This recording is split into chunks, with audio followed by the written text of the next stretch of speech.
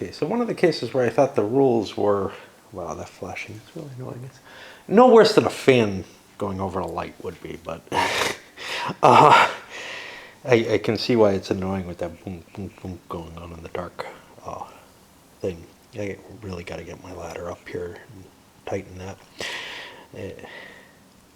The moving with launch vehicles, so I misread it, or misremembered it, really. All the robotic explorers need to be launched with a rocket. No biggie there. That's what I've been doing. But I had been misthinking, or misremembering, that the rules said CVs always have to be fired off on their first launch as well. And that's not the case. Only when they're leaving Earth. And in fact, only Earth, which is a problem. That means that my base actually, that means I have not cheated at all. That you can actually leave the Mars base without an LV. But I could not have built the level 5 CVs from Mars, which was, so I have been doing it wrong without the elevator.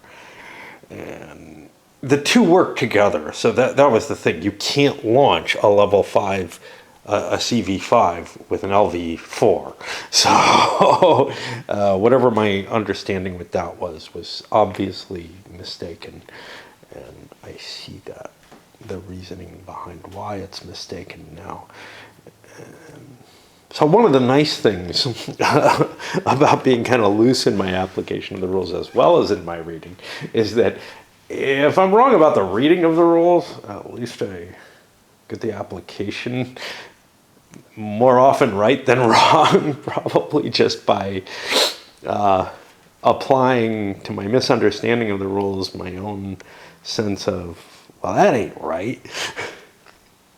But yeah. And here's another situation. So the EU is trying to make a desperate attempt to raise some materials up to their Mars base. There is a damaged Chinese ship in the flyby zone. If you think about it, and this is not spelled out here, but the pirates are able to intercept the LVs that are traveling. If you think about it as materials actually flying in the LV, although it transits automatically, it would be going from Earth, say, in this case. It has to go through the flyby box to get there. So I'm going to give the Chinese an interception attempt there. I would also give them the one if they're blockading. If they're anywhere on Mars, yeah, maybe, sure. But the particulars of blockading are something a little different, right? Because they're actually at the base to blockade is the way I'm envisioning this, which changes things. It makes the blockading fleet able to be attacked without a successful search. Might not be the wisest thing, but so this is going to be a risky move, as is this. Both of them have to succeed, and then the EU has another warship to build there. The alternative would be to ship materials to Legacy. However, they've got materials making their way in there, so they're kind of forcing the Chinese into this, hey, which one do we cover, what's happening? But they could get away with a couple of quick destructions. Yeah, indeed, we're looking at the EU trying to build ships because they have no navy. The Chinese have to worry about trying to get this resupplied here, which involves this. I can buy iron, that's not a problem. So I can repair it with money, essentially. And then over here, if I dismantle this and have this material, I have enough to build a big warship. I could build a small one by dismantling this, but I'm going to hold off on that. This thing is out all the way out here at Uranus. Can I do anything with that? That ends up being a, yeah, there's nothing that's like a 1 blue that I can build that could fight. So I'm leaving that in place as it stands.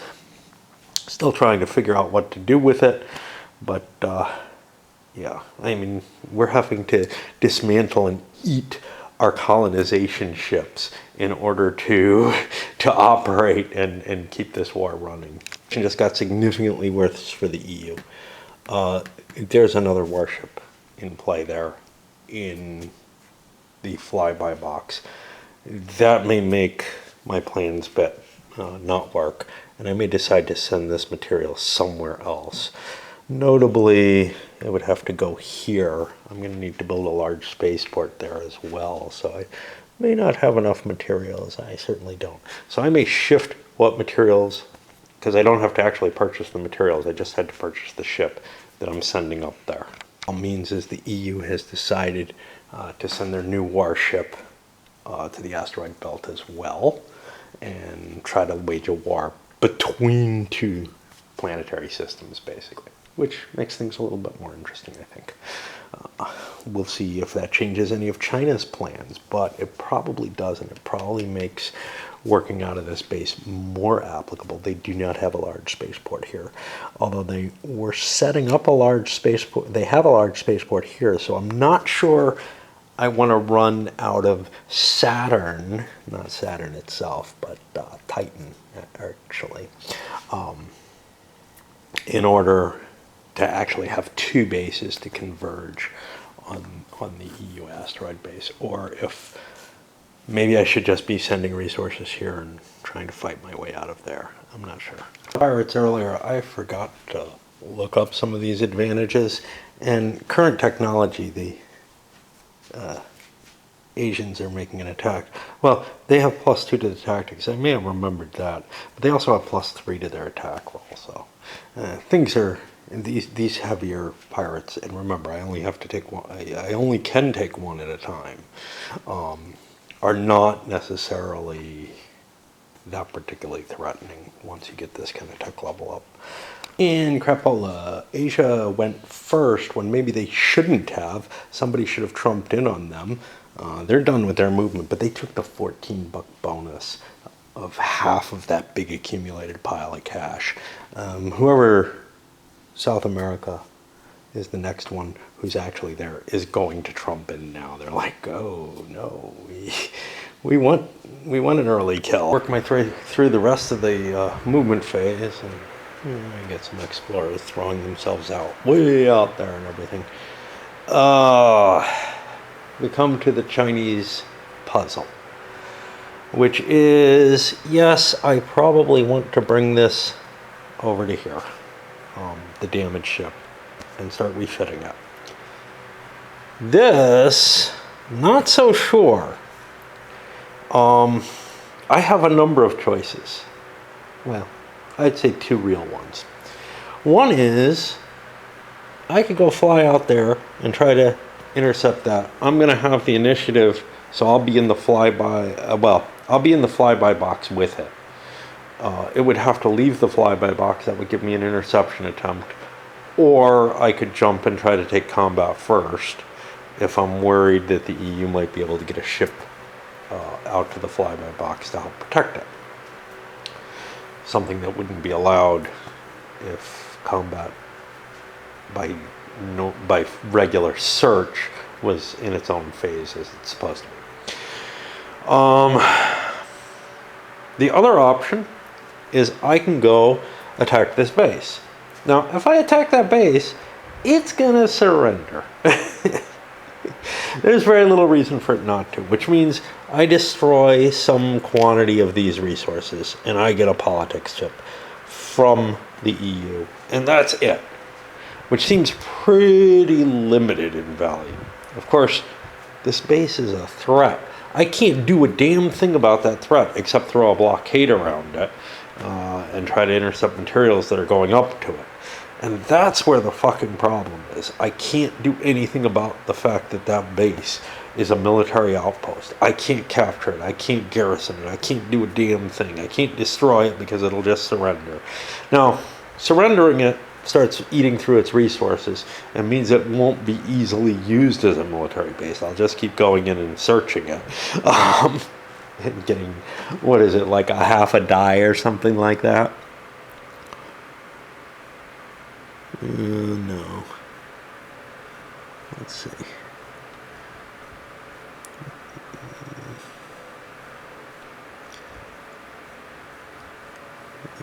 Destroy all resources. Roll a die and destroy that die roll's worth of resources in a defending base. My choice of the type, so that they can't just pad it up with a bunch of garbage that doesn't matter. But yeah, I mean,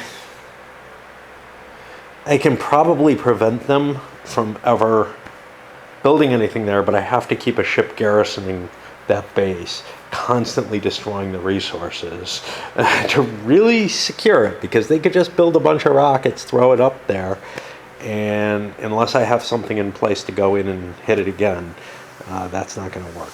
All the same, I think this is my best move, because I can always come out of here and fight the base before it gets a build chance, because there isn't anything in there right now. And then these guys, oh, that's a CV2. It might not make it. It's only got a 1% chance of failure. And then these guys will land here where I can start repairing them. All right, I think that's the end of movement, and now we go to research, exploration. And this is the thing. This game has been like maybe 20 to 30 minute turns, but now we're looking more like an hour to an hour and a half. Not just because of the combat, which isn't all that much extra, but because of the thinking involved in trying to figure out how to launch the attacks, how to deal with it, and things are getting more complex. The pirates being out and everything happening on turn 1 of the decade. Like, that's when all the stuff changes, and then things kind of settle down after turn 5. Again, I do not like, I really dislike games that feel like they have too hard a break between periodic events like economic events, etc. And this one does suffer from that. There's no question of that. Another one that I really lashed out at, another Compass game that I lashed out about that was God Kings. It felt like there's this series of turns that are, and there's no reason, no seasonal reason or anything, because it's every 5 years or every 10 years or something like that. There's this interphase turn that, like, oh, this is when you do all your production and everything gets pulled back home and everything. And it didn't make sense. Like, it would make sense if it was a yearly cycle in that period. It wouldn't make sense here in a yearly cycle to have everything pull back, but it does make sense, Basically, one of the key problems is the fact that you don't have enough of an economy to keep you running all 10 years. Certainly not when you're being pressed by war. And if you're doing, nobody runs their economy on, oh, look, all my goods are produced at the beginning.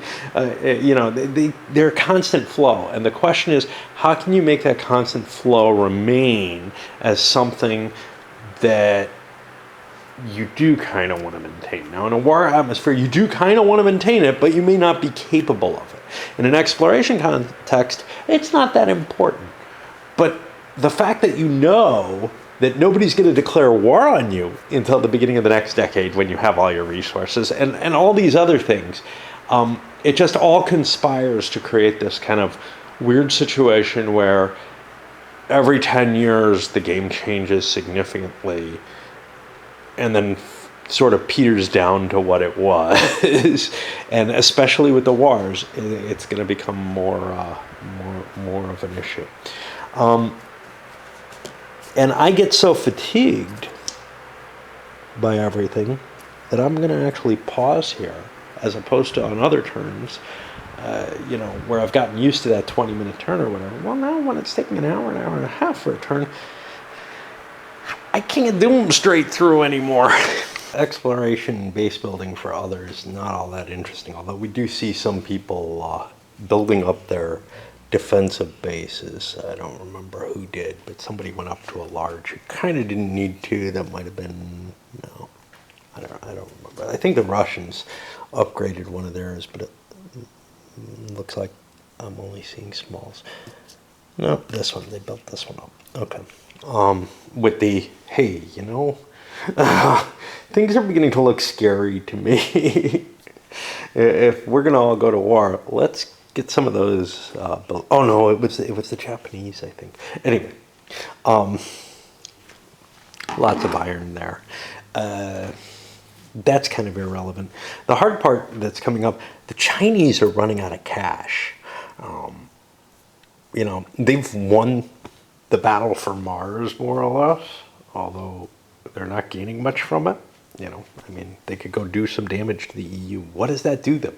Not much. They could steal a few political markers and reduce the EU's chance of fighting the war.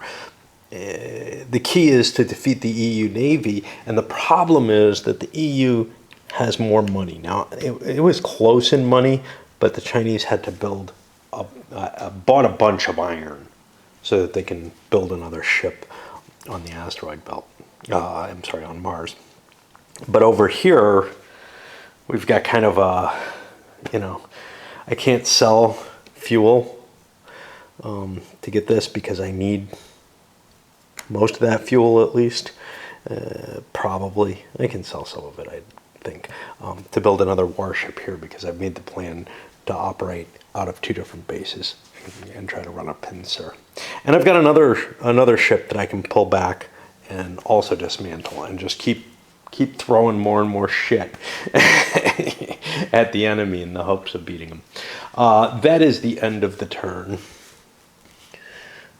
It was a little discombobulating to like leave at the middle of where I did because most turns there's a little bit of cleanup where I screw something up, didn't launch something or whatever. Here that was the case. So as I'm going through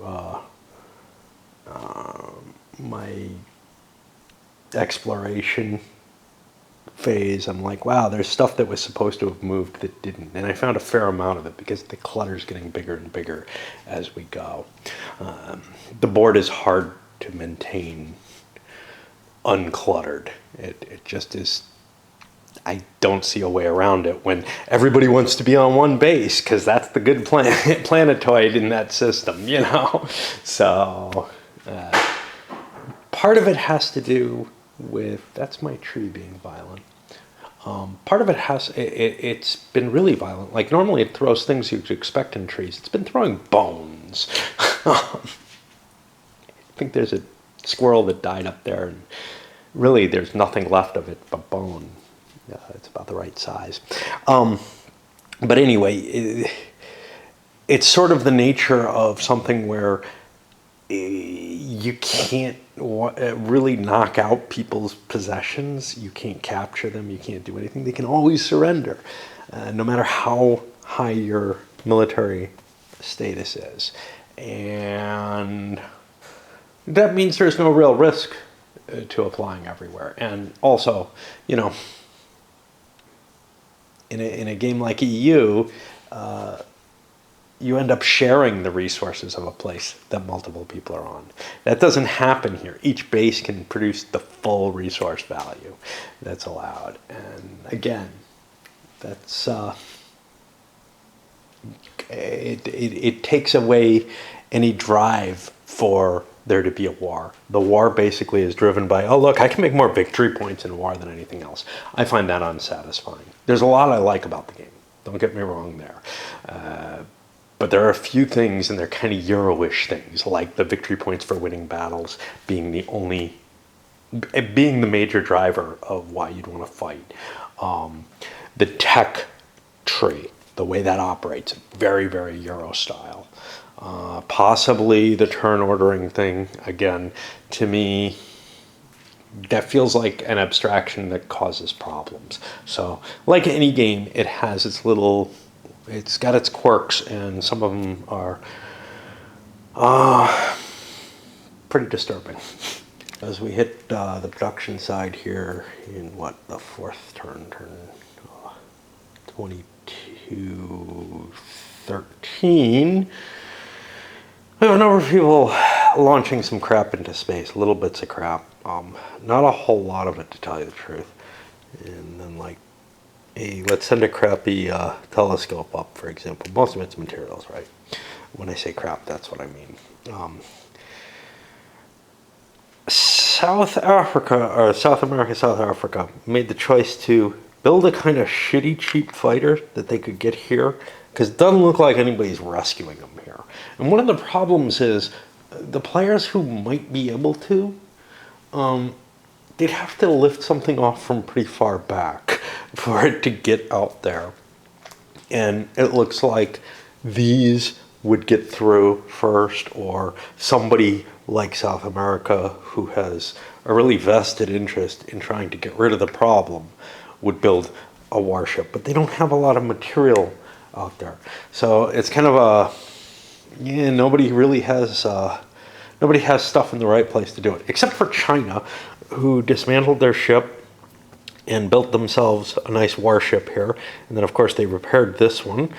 And they have the other one going here. The other one going here is important because it goes into the flyby box. It might intercept the EU ships, resources. The EU's only real chance here is they're taking a couple of shots to get crap into the asteroid belt and see if they can build a fleet there. But unfortunately, the Chinese beat them there. If they had focused on this earlier when the fight was back on Mars, that might have worked. But I had these thoughts that I was going to mop up, you know, my better ship or whatever.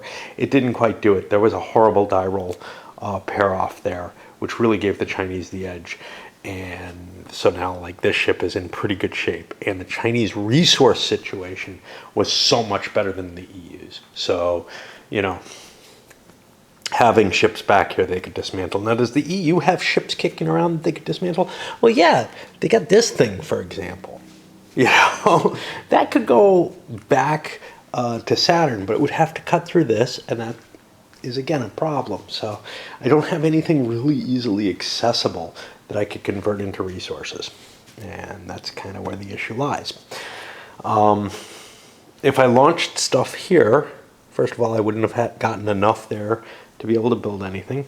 And then also, it's not like the Chinese can't react to that as well. They've now got like 3 ships in play and should be able to do things. But they've got to make sure to take the first move so that they get into the flyby box so they can intercept the crap that's coming in at the asteroid belt. I had to kickstart and go first. Not a whole lot. Well, yeah, actually a whole lot. First choice was from Saturn, from coalitional. Whether they wanted to go after the cheap pirate that they could almost certainly get, maybe not, because this would be competing with them. Instead, they're going here. If this pirate is still there, they're cleared out. Otherwise, they don't really lose any time jumping to the asteroid belt from there. So it requires more stops, more fly-through boxes, which could mean combat, but it probably doesn't. And none that they don't want to have. This one obviously is in the flyby box. I took a search check, and we both rolled 6s. Nobody found each other. The EU still has to slip by, though, in leaving. So there is a difference, but is it a real one? No, because there would still be 2 searches. Well, no, there wouldn't. The EU would get searched for leaving under the actual rules of the game. And the Chinese, if they fail at that, they just fail. So that is another slight difference here. Is because the Chinese had the initiative, they have 2 chances to intercept that ship. Again, I'm good with that. The only thing I'm a little iffy about is the fact that initiative is set at the beginning of the decade and lasts throughout. And then I've decided to attack the base. Now, the EU has choices with the base. I could let the Chinese start shooting it up. That doesn't sound like a good choice. So instead I'll surrender, and I lose a die of resources, which the Chinese can't take, but they can destroy, and I lose a political chit, which is a pretty minor loss for nothing. Now that's still going to be blockading. So yeah, so I lost a resource. Whoop. Not too big a cost. The political chit, well, as long as I still have them, that's a problem. But once I lose them, there's nothing more to gain, you know? So like, it's really just a matter of the Chinese shooting this up. And the only reason they could do it is there's no defenses there, you know? But actually damaging the base, wow, that would hurt the EU's long-term future, right? My mistake. This is not here, it's here. So I'll throw a second one in there. I don't know if that was wise. Like, one ship should have been enough. I kind of want to recuperate that, the cost of this. I don't think I would have done it. But we actually got misses in both cases. So, you know what? South America wants to go to war. Yeah, but I don't want to have I don't want to have that out there. Yeah, I'm gonna give them the money back for that. They would not have built that had they known what was that. You know, I saw it as by outermost and thought that would be Uranus for whatever reason. So I don't want to do that. But yeah, so far they actually failed on both, but only one counts. And the EU trying to slip by here, they did get caught. It's a 1-point difference. Now, there's only one round of combat. This is the question. Do I surrender? In which case I believe I lose everything on board. And another political chit. Or do I take the chance? Only by getting these materials through can I win the war. This is, I don't know what, like a CV4? It's a CV4. It would take 4 hits to wreck it. A 3-point attack, but at +5 is 8. I can, I've got 1 point, which means I can't really do anything with it. I have 1 tactics point, I believe. Yeah, 1 tactics point. This is a die roll, there's no modifiers. 1 point isn't going to do me a damn thing. So we're really looking at the combat table straight up. So a 3 + 5 is 8. This will be strike combat, and they're allowed to fight in it, but that reduces the value. So 8 would do 1 point of damage. 5 + 8 is 13, though. That would do 4. That would wipe me out. I'm going to take my chances, even though there's victory points involved. So only the Chinese get to roll, and they are at +8. And they wipe it out. The way search works, you have to roll a die no matter what. The EU rolled a 2 for their other thing, and that 2 is destroyed. I believe that gives yet another engineering chip.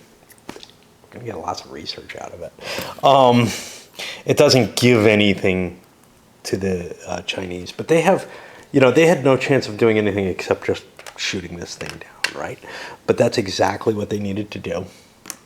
And the EU's in a lot of trouble. And China is beginning to look like they're really scary just because of the amount of victory points they're collecting through battle. Now, there's nothing they can really do. Like, there's nothing you can gain from battle except for the victory points from killing things, the political points, whatever, and neutralizing your enemy to some extent. The victory point thing, which I have my disagreements with, is definitely generating, you know, that's a great source, and I'm really kind of disturbed by that, but because I'm not actually gaining something. What the hell does that mean? It may mean concessions on Earth or something, but why not in the colonial territories? Why not something? I don't know. You know? There's no value to China maintaining this war, but there may be no penalty to the EU giving, you know, just letting it sit, especially if other people are going to join in.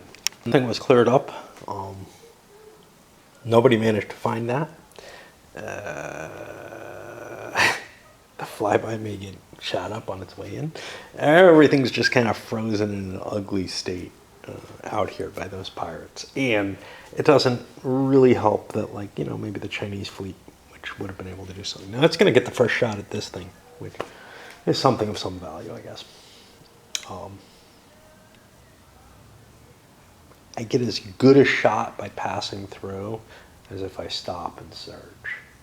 Which feels a little weird to me, but it actually doesn't cost me anything to go through it.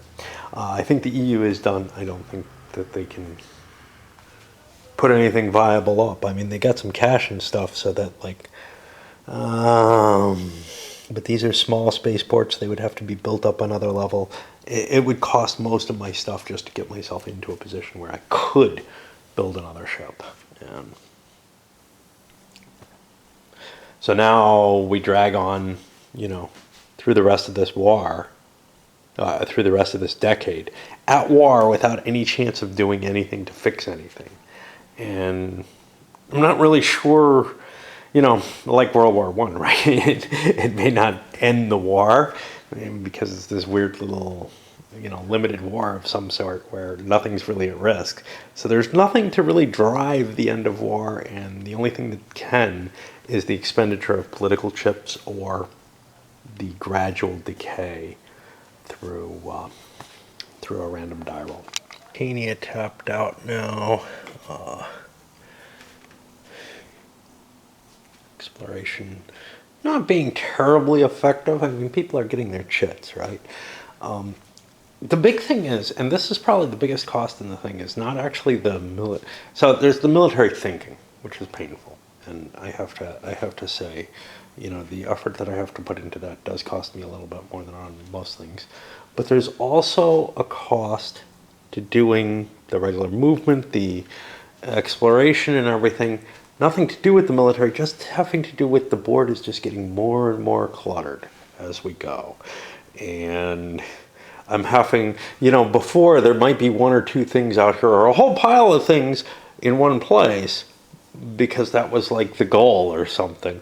But now it's like there's this spread out of trying to pick off the last few exploration sites available. That's kind of causing issues, along with the complexity, you know, and this is in the case with movement too, the complexity of building the bases. It's getting more complex. It's not just, oh, I got resources at one base and I got like 3 bases total on the board, you know. No, each person has like 4 or 5 bases for the most part, with a couple outliers. So every single calculation requires a greater scan of the game state than was previously the case. And, you know, games do get more complex as you go. This one's getting cluttered at a level at which it's at least linear, you know, and you kind of hope that the complexity is only kind of logarithmic. Like in EU, it's kind of logarithmic. You can kind of make these big decisions of, well, there's nothing too exciting happening for me in North America, so I can just blot that out, no matter what era I'm in, you know. Eventually, there's a couple players who have their fingers everywhere, England, France, but for the most part, yeah, other people have their own little spheres that they're working in, and they might have an explorer off somewhere, and you probably remember that. It's not like I've got 4 or 5 robots out, and, you know, 3 or 4 CVs out. Most people don't have that much shit. But when you're looking at 7 times that, all cluttering the board and all kind of competing over the same stuff, not looking in their own spheres, it does become difficult. And then when you have bases which look the same as other things, they really look too much like the ships to me. I kind of wish a different shape had been chosen, like hexagons, for example, or something. I don't know. And the biggest focus on building this turn was actually defensive networks. Kind of the feeling is, wow, you know, having my bases actually attacked, it's a way of just kind of keeping me from being able to build up my military or whatever. Yes, blockading can be effective, but even just a small defensive network makes this something the fighting is kind of hard. It's got a lot of hit points to it with all these settlements and everything. Maybe you don't want to do that.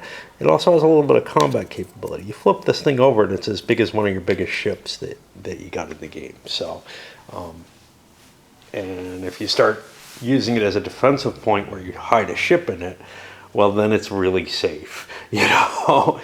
The only exception to that is if it surrenders, the ships have to be expelled. There's not rules like that. What there is the ships are fought without the base's presence at all. But it's essentially the same as the ships being expelled, which just means, you know, the enemy can go in and attack them and fight them one-on-one, and it keeps the base out of the battle. I think if you've got a reasonable fleet in there, you have any firepower at the base, you do not want to surrender the base. If you surrender the base, the naval combat happens first, which is important because I'm not sure I don't know what happens if the base surrenders and the attacker is driven off by the Navy. That's my worry there. I would have to look under that circumstance whether or not the base still surrenders after a battle that was, you know, won by the defensive forces. Feels a little weird to me, so I might have to make some kind of command decision. We had a reshuffle of the world cards. We're getting damn close to the bottom. Wow, there's something good in there. Of the engineering chits. And no doubt. All right. I might try to make another turn this night, but I think I'm going to play some computer game instead first. So, I've been away for a little bit. I think I took yesterday off. I think I played a turn on Sunday, and I'm probably not going to play much more than a turn tonight, but I feel like I have to keep my feet somewhat in, because I'm kind of lost. I put this in play to remind me that the Chinese are blockading that, not just pirates. And other than that, I've had a couple of rules corrections come down. First of all, the designer made it clear, yes, he meant points in terms of when you're rolling for initiative, which means if you roll a low number, you still get, you know, as if it's percent of 100 rather than percent of the number that you rolled, which certainly makes calculations a lot easier. But you tell me percents, I mean percents. The other one, though, is more just me not being able to read the rules. And I don't know quite why it is, but there was an exception for pirates in the interception rules. And I know I read that sentence, but I think I came to the except, and because it's just sort of natural language sentences, not like, I don't know, again, I'm used to that SPI thing, where it would be one little block that tells you the base rule, and then there would be exception, this, you know, and it may not even be on a different line, but somehow that just, it doesn't have to be bold or anything, it just calls out to me and says, boom, there it is. But somehow by putting it in the format that it's in, my poor little brain does not work as well. That's not where interception is. It's not where you would expect it, I don't think. I don't remember. I know I had to look this up. It's 3 point something. I remember basically in my head. 3.36, yeah. Okay.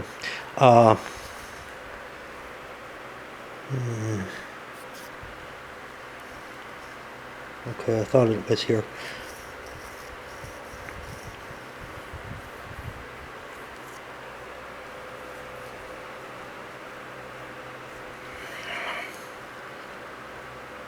Okay, so here it is. One pirate per flyby box, and this isn't in the pirate section, of course, will always try to intercept fleets containing CVs leaving their transfer box. And immediately, that's probably more or less where I stop, because I just start seeing more stuff, except if those fleets contain any CVs with combat values. So something that I had mentioned, which is that you could let the pirate try to intercept you and you have basically the same chance to get away. That wouldn't be the case. So, yeah, I think that actually argues in favor of how I'm playing the combat phase mixed in with movement a little bit. But, you know, it's one small edge case, just in terms of reducing the clutter of remembering what's going on where. because the interception, well, yeah, I don't know. Because the combat's going to happen in order anyway. But what it does prevent is you can't just fly by you can't hit the pirate and fly away, which was what I was kind of worried might be allowed to happen. So I tweaked to make sure that my way of doing it during the movement phase doesn't interfere with that. The problem I'm having is trying to get a grasp on what the fuck I'm doing. So yeah, I'm looking and I'm like, well, legacy is over here. I'm set up to build there. But I need to get more resources. But the Chinese could blockade me before I get my resources there. And this is why it's important that I am able to do combat during movement, which is this ship is a little bigger. It might drive that Chinese ship away before I launch resources up there by doing them at the same time. If I wait for the combat phase, I'm going to have my LVs intercepted no matter what, and I have to wait. So I think it's a little more exciting what I'm seeing here, which is that I might be able to slip something by that I wouldn't be able to, that I might not want to risk otherwise. It's kind of interesting. I'm actually sending 2 boosters up. I'm spending most of my money. It's not enough to get me this big boy, because this actually ends up costing me, I think, 2 more resources than this. No. Oh, no, maybe I can. Hold on. If I send 2 4s up, what do I get? I get an iron. Uh-oh. Let me see. Yeah. Let me spend 2 more. Wait, I only need 1 more iron. Jesus. Yeah, so I don't need to spend all of this. Yeah, so I've got a chance if both of these get here to get this ship up. I have to rearrange the costs. And if only one of them, the big one, gets there, I can still create this littler fighter, which probably isn't that great, because that's not heavy enough to cope with the biggest Chinese ship. But, you know, we're stretching the economy to the limit to try to get something there. And again, it might get intercepted. But I do have a bigger ship in play, which might clear a path for me. Is, to me, the payoff for having all this lobbing materials around and keeping track of that. Yeah, it works, but it feels a little cumbersome. But now I have this neat little, okay, I can just squeak these through, and the game is detailed enough that it's not, you know, some kind of abstraction. I can pick, you know, I can see all the steps that are involved in whether or not I get this here. I don't have to figure out the odds or anything. I'm not really the kind of person who likes to do that, but I can kind of picture them in my head and say, you know what, I got a good chance of getting this crap through. Now, if the wrong booster gets through, I'm not in great shape. Impact of the situation. I really wasn't foreseeing what would happen here, but I mean, it's just a mechanical thing. But we've got both these ships in the flyby box at the same time. If either one leaves, the other one gets to intercept it and gets a shot at knocking it out. What's the difference? Well, the way the rules are written, China could force the EU to go first. And then the EU would have no chance of getting rid of this, and thus no chance of preventing an interception of the LVs as they go through the flyby box, assuming that they do. Okay? I'm not positive they do. That is me maybe making something up there.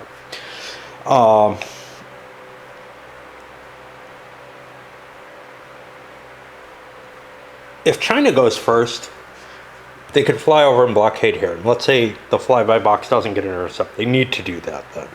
Well, then the EU could fly there, but it can't prevent the interception again.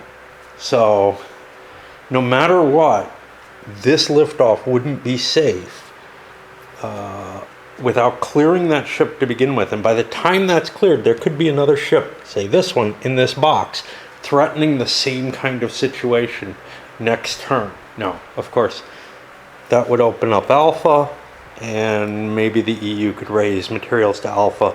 But you can see where I might be able to utilize the initiative to prevent the EU from ever launching to any of these two planets that are next to each other. One of them is an asteroid group, but whatever. Given that it's the whole asteroid belt, okay, it's the main asteroid. But here's kind of the thing. This is not like Jupiter and its moons, which is sort of a fixed location. The asteroid belt's kind of spread out, so maybe special rules should apply to the asteroid belt. But anyway, leaving that behind, because it would be harder to intercept something anywhere in the vicinity of the belt, because it is a three-dimensional, well, it is a two-dimensional object of greater size, let's say, than the planets are and their surrounding moons. Okay. But the way things are instead, the way I'm playing it, it means that if China goes first, they can go over and blockade, in which case the EU has to clear them out before it can launch its its payloads. Or, in fact, either way I do it, the EU wants to clear that ship out. So I just feel like this just feels a little better, but I can't quite put my fingers on why. And this may be an edge case. There may be edge cases that go in the other direction and that feel equally kind of, I'm not so sure I'm doing this. I'm not so sure my rule works as well as I thought it did. So, but this is where I'm going. And I don't think it does much harm, if any. And it does make it a little easier for me to conceive. So with my little brain, that's kind of important. All right, onward. You concentrated on trying to make sure that they knocked that Chinese ship out, and they succeeded, although they almost got themselves destroyed. One more hit and they'd be destroyed. But that's okay. The important thing is getting the materials here. I can now build this monster. For what that's worth, How much better is it than this?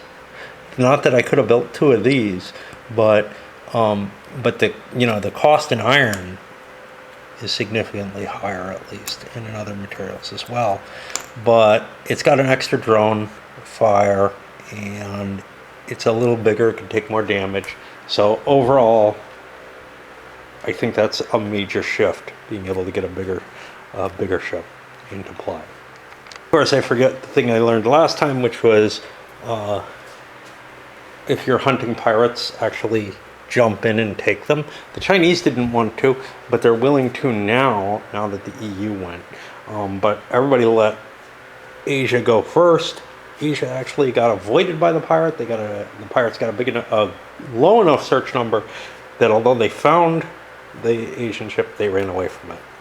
And they certainly don't want to fight it. They're not allowed to. So China indeed managed to wipe it out. Now this is what's also interesting about this. Now this opens up, and this shouldn't be by the rules, this opens up the opportunity for all of these ships to leave on their own terms because China cleared the spaceways. Again, does that make more sense or less? I don't know, but I like it. What it also meant, though, is some additional money for China and some victory points and whatnot. Politics markers, which could convert into money,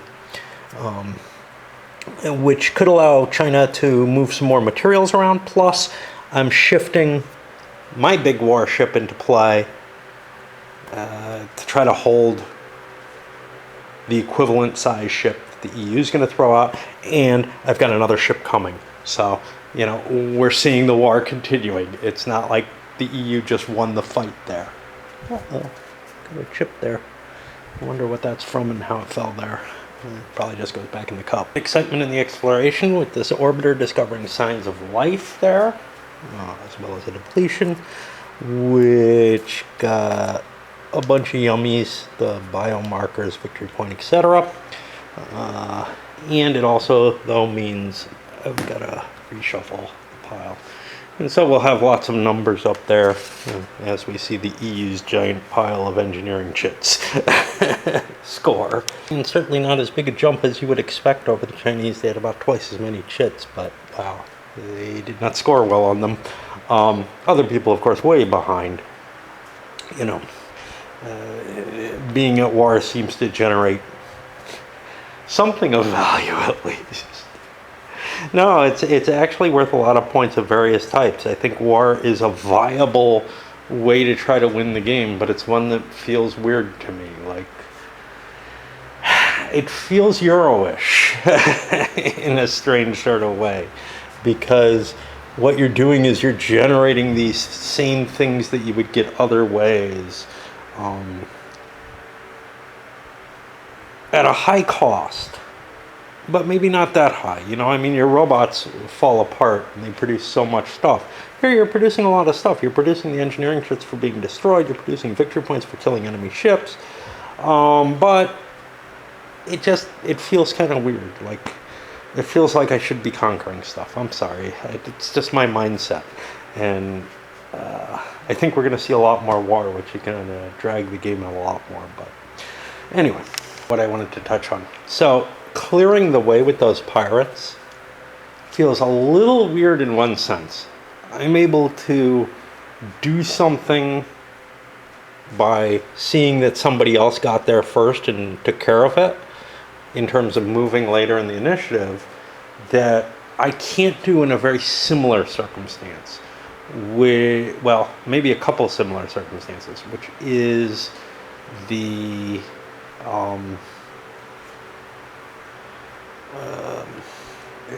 well, especially mining the asteroids, where there's, you know, sort of a one person gets to do it, they get a victory point, they get resources,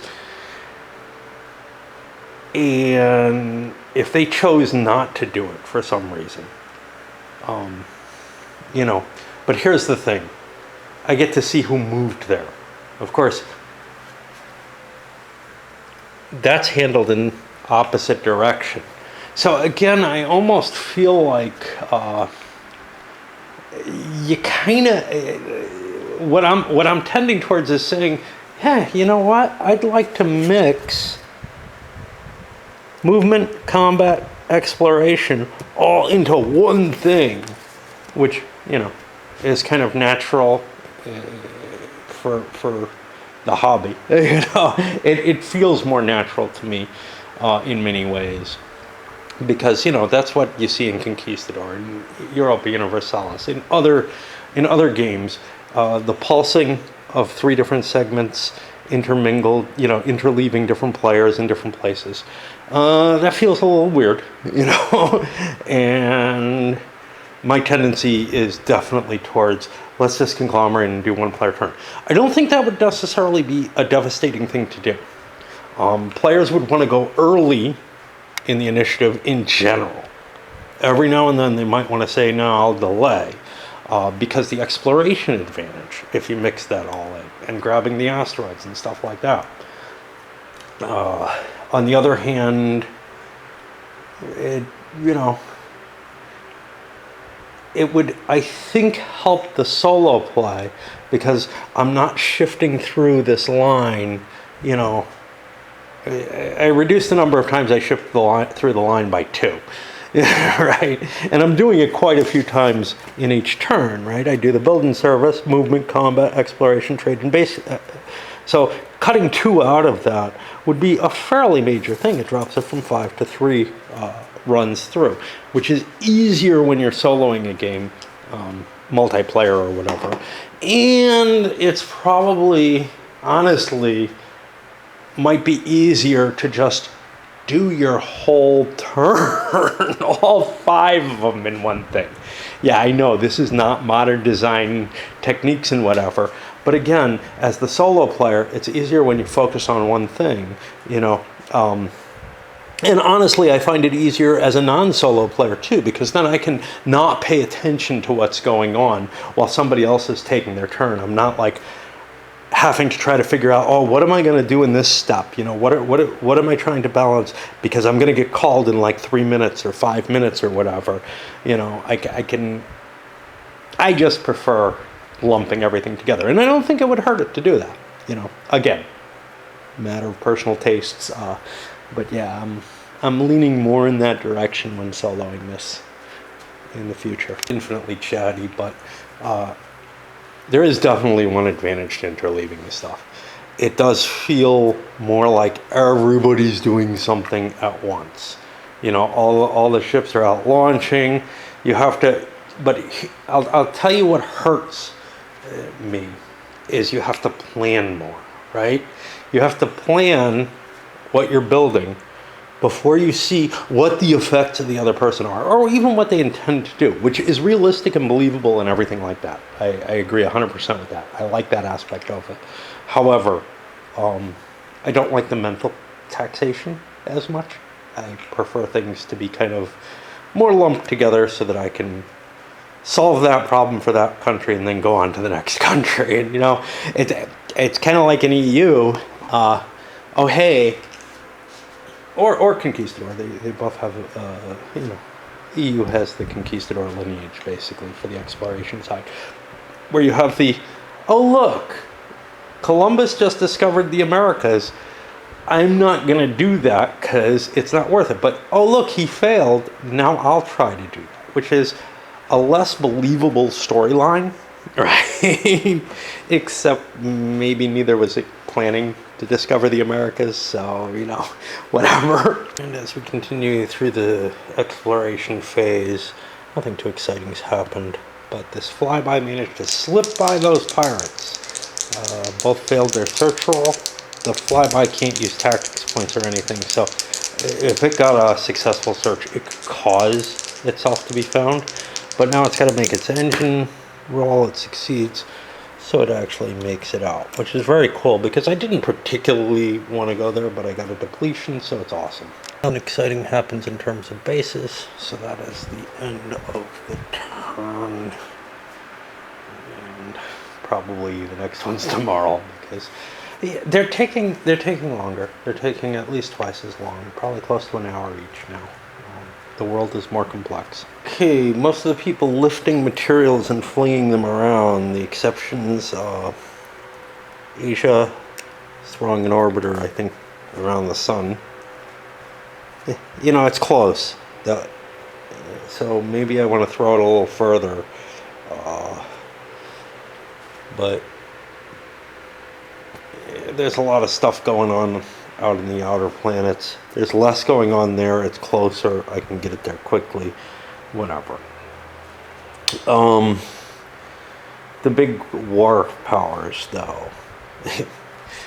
Europe building their big warship, but actually bigger warship built by the Chinese, and they have another one here.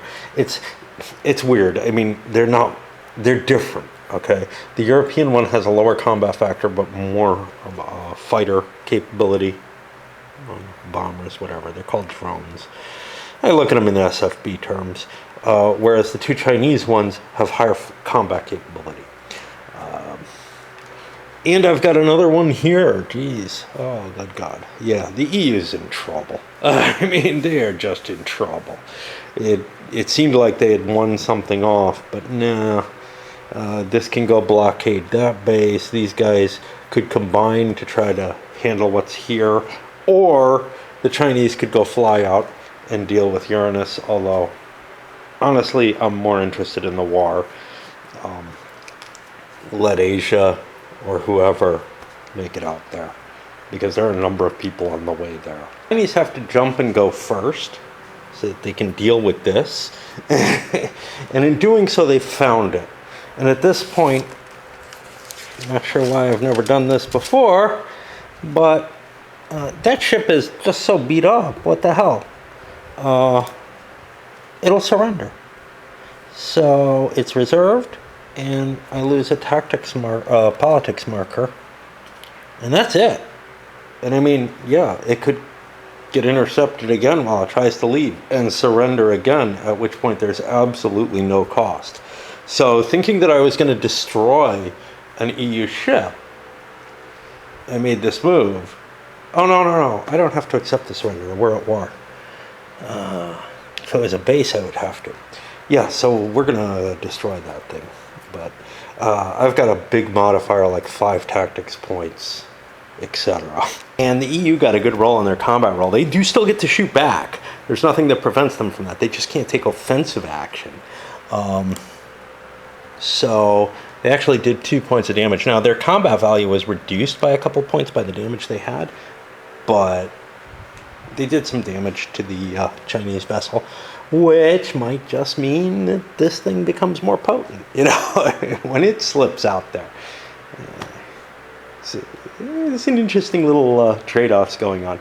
I was expecting, because I reduced damage as much as I could once for the fighters and twice for tactics, that I would get away unscathed, but that was a good roll for the EU. No reason to blockade the base. We'll just start attacking it, which means it'll surrender. It has to. I mean, if it doesn't, stuff is just going to start getting killed there. I don't know. Did I do this before? Anyway, I roll a die. That much resources are destroyed. I could keep half of them, but I don't have any cargo ships with me. So this is how you prevent the enemy from getting a navy back. Such an idiot. I just started doing movement down the line because I started with China. They had to jump in. And of course I forget that, yeah, you gotta kind of pick things around. Pain in the butt. Okay, well, we'll let those things stand. They didn't really affect anything. Before I forget to report on it, the EU found the Chinese. Actually, the Chinese found the EU with enough points to avoid the combat. They'd rather have 2 ships against 1. At this point, you're kind of getting to the level of, hey, how about some kind of negotiated peace here? I mean, the EU didn't do that badly out of the war. They got a bunch of victory points, right? They got a bunch of tech. Yeah, sure, they got slowed down, but so did China. China gained more, but, you know, it wasn't that horrible a thing to be in the war. It wasn't great, but it wasn't, you know, it feels like I can rebuild from it, you know, which, if you were conquering all the territories and everything, wouldn't feel that way. But here's where the problem comes. There's very little I can do to negotiate. I can't say something like, I'll give you $5 next turn you stop wrecking my bases, this, that, and the other. There may be a point at which it's not worth wrecking their bases, but, you know, surrendering, you know, if that ship surrenders and then hitting the base and forcing the base to surrender doesn't do much at this point. This thing doesn't have any materials on it. Our next goal would be to go out and hit Unity base and smack that around a little bit, just take their resources. They have no money, they have some rockets, they have no political points. There's just really nothing they can do at this stage in the game until next decade. So, yeah, I probably will just surrender because my chances of winning this fight are really, really low. The thing that my leapfrogging brain failed to do was to inform my mouth to tell you the words I really wanted to say, which has to do with there is no real negotiated peace here. Yeah, there's things you could agree to. We could make some agreements maybe about trade if we could get out of war. We can make agreements about who's going to pay to get us out of war, because we're stuck there now and can't get out easily, and that means what? You know, I mean, that's not great for either. If EU doesn't build up and just sort of stays in Earth and hides there, they can just keep surrendering, but then they're frozen, and as long as they have money, China can't risk not blockading them, so there's some kind of room for negotiation there that may allow this ship to survive. And in fact, it can't even surrender without an agreement. So that may be where we're looking. If that ship surrenders, China gains nothing from it. But the agreement may be, okay, look, I'll get us out of this war. You know, it's not good for me. But that can't happen until the end of the decade. And there's very little that you can exchange. It's not like the EU could say, I'll give you tech, which makes sense. But they can't even say, I'll give you some war reparations or anything like that.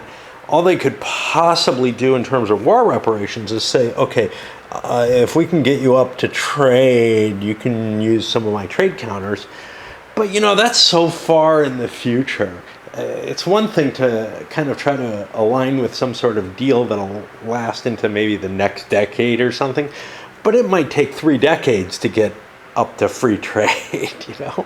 And even then, it's not that big a bonus for the Chinese to haul materials in or out of EU bases. So, yeah.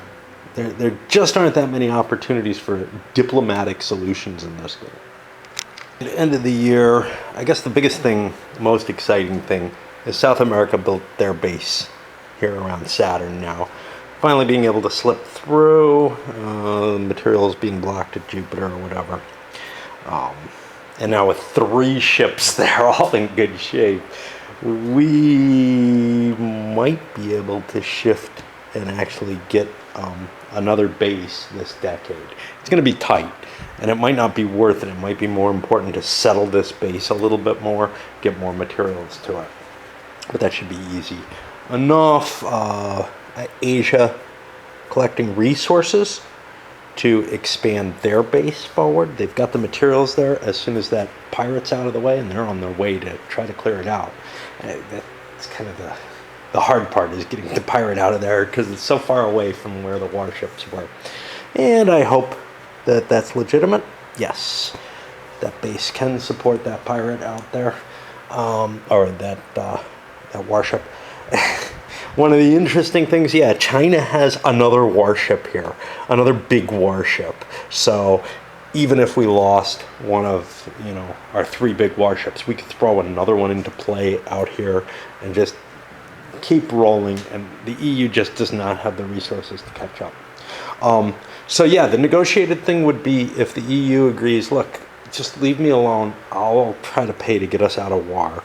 And let me surrender and maintain something out of this, because I'm so hosed. And yes, you could get 3 victory points for that ship, and that's a lot.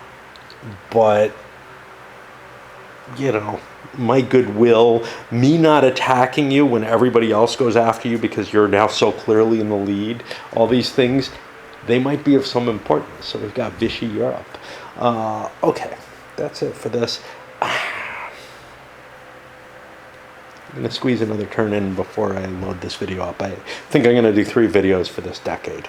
Okay, resource allocation for this turn. Basically, the EU tried to approach with their idea of surrender, and the Chinese are like, no. Maybe after we get our victory points for that ship. Because then there's nothing except we can blow up your shit. And that doesn't really help us. Although if we're hauling... if we bring a freighter with us, then we can haul stuff. And in fact, we could send a freighter to carry stuff around. It's just not all that worthwhile at this point. They've got some fuel, that's it. We blew up the more valuable resource. Other people, most of them lifting garbage, although the US and the Russians are throwing flybys out. They lost theirs on last turn's exploration. And you also have the Japanese heading out for another base. South America not able to do it. I forgot, I got to build myself a spaceport for a base to work. Nobody has a range of 4 yet. And the Chinese holding off. They don't have a lot of money. They have some reserve. But my main issue being, I'm going to have to build this up. So not until... Once this is cleared, then it's worth starting to shoot stuff. Now, I can shoot stuff out of bars, though, without much danger. Let the EU go first. They try to slip out of there. They figure, hey, if I jump to somewhere like Uranus, I'll be so long in space, maybe the war will be over by then, and then I won't lose my warship. Another possibility is to slip into a base, but the problem is the Chinese can follow me wherever I'm going, pretty much. There's no place to hide. However, we got caught, did some damage, then ended up direct fire. Did not retire it, and we got the booby prize of a bunch of engineering chips, while the Chinese got the big victory points for that, 3 points in both directions. China can open up their threat again. Hey, you know, I got my victory points. I could do more damage to you. Is that what you want? Or will you buy us down from the war? I'm going to roll a die. Odds, the Europeans will agree with that. They're a little pissy, but yeah, they'll go for it. Work through 26. A little bit of defensive building. I think the Japanese built up one of their defensive structures. One of the reasons for that is this. Wow. Bases are really, really easy picking. Yes, they can just surrender, but whatever materials they have are just going to vaporize. That's no good, and therefore we want to make them safer. Now, you can also make them safer for the ships that are in them by not surrendering and fighting. And if you've got this big 7 firepower with a missile, which is what the big base gives you, that gives you a lot of oomph to drive away an enemy. Not a lot from most of the other players. A little bit of increasing settlements. Somebody, the South Americans, beginning to build up their supply station so that they can make the jump to the next planet. Why am I? Ah, yes. Yes. This is the next. Yeah. Because that's got the high research value and the high fuel value, and that makes for an interesting option. One which it's hard to tell, you know, because bio is more valuable right now than the physics and then the engineering. Bio is the one where people are falling behind. So we're still not sure, you know, if we're going to go for Uranus or if we're going to go for this other base here, unless something exciting shows up. Because this is actually better. This is a 6. It has the signs of life. And somebody might discover that.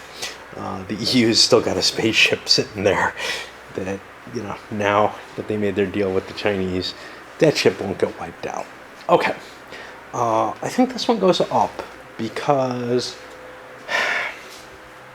You know, no, because we're done with the war, basically. I mean, there may be another war next turn, but we're done with the war for this decade. It's over. So there's just nothing remaining of interest. So I think I can squeeze the rest of this in on this video. Although I flew into this base here in the asteroid belt that has lots of iron on it and should be able to fix everything, I screwed up. I don't have a big enough spaceport to fix what's there. So I'm going to jump back and buy the spaceport up because I can buy some fuel there and fix that. But I may have to lift materials or dismantle it, and I'm not sure what the damage does to dismantling, but I have the feeling China's going to need their fleet next turn. I looked up the dismantling rules, and you can only dismantle fully fixed ones. It would kind of make sense to say, hey, I wouldn't get all the iron back. So I think I'm going to cheat that because it's the iron that I would need to fix. And I'm not going to boost iron that I can't even get there. And make a special cheat that I can dismantle it minus the hits worth of iron. Now, in the event of a ship that maybe has more hits than iron, I'm not sure if there are any that's the case.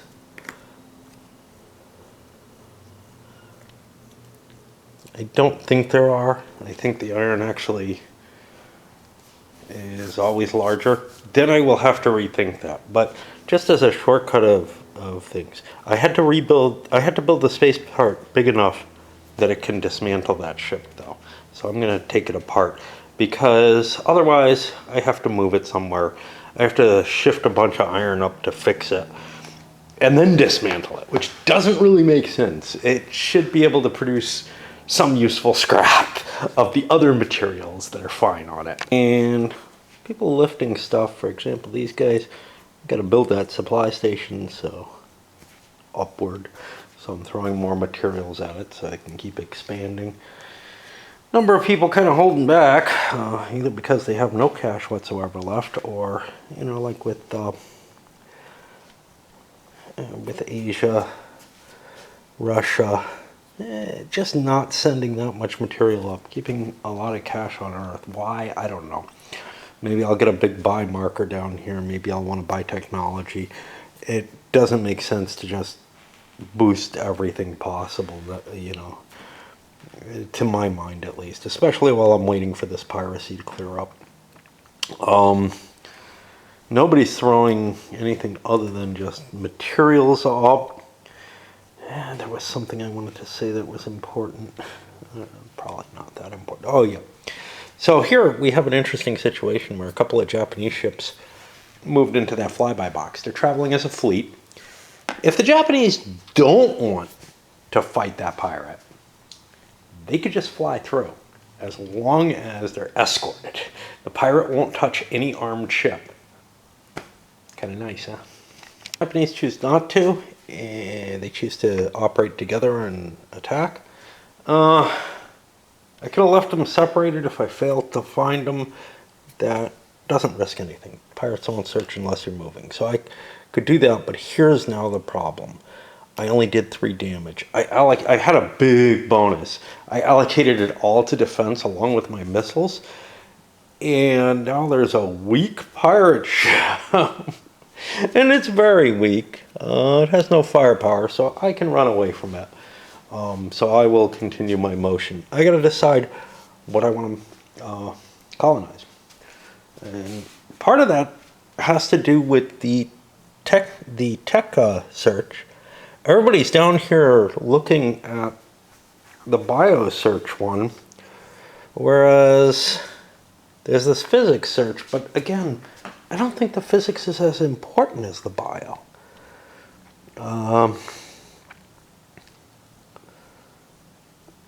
We're close. We're in the lead in many of the physics areas. Yeah, there are a couple of people here. We're also closer to the edge there, so it's less valuable overall.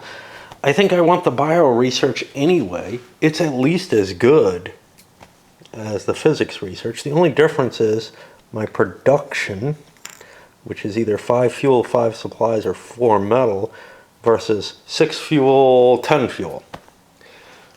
If I switch to a production environment. Fuel tends to be less valuable than most other resources, although of course if I get a trade chit, it's worth it. I think the Japanese want to go with everybody else, just like everybody else has gone for that one. Yeah, this chit just is not that valuable. The one thing that is different is that this chit could be reduced, but the problem is, to do so, you'd have to get rid of this search for life bonus, and there's a big bonus if you find life, and having around a 10% chance of finding life on your depletion, that's hard to pass up. So I think it's probably safe to just sail in here. Now technically the pirate would search for it, but it does not have any firepower, so it doesn't matter. There's one advantage though to Uranus. It has an 8 settlement number. Because it's such a close call, you can't terraform it. Oops. Oh, well wait, can you terraform this? I don't know, what is it? It's Umbriel something or another. I don't think so. So yeah, no problem there. That 8 means that this ship, which was carrying 5 supplies and 1 ore, actually at the +3 base cost, or -3 base cost, is able to build a base around Uranus. If we have pressure shell, which we do. So only Asia and Japan could have done Uranus. Asia's choosing to do so. Why? They get a 1-turn boost on building a base there. So they may end up being the odd man out. A couple of depletions. Triton, I think, got depleted this time.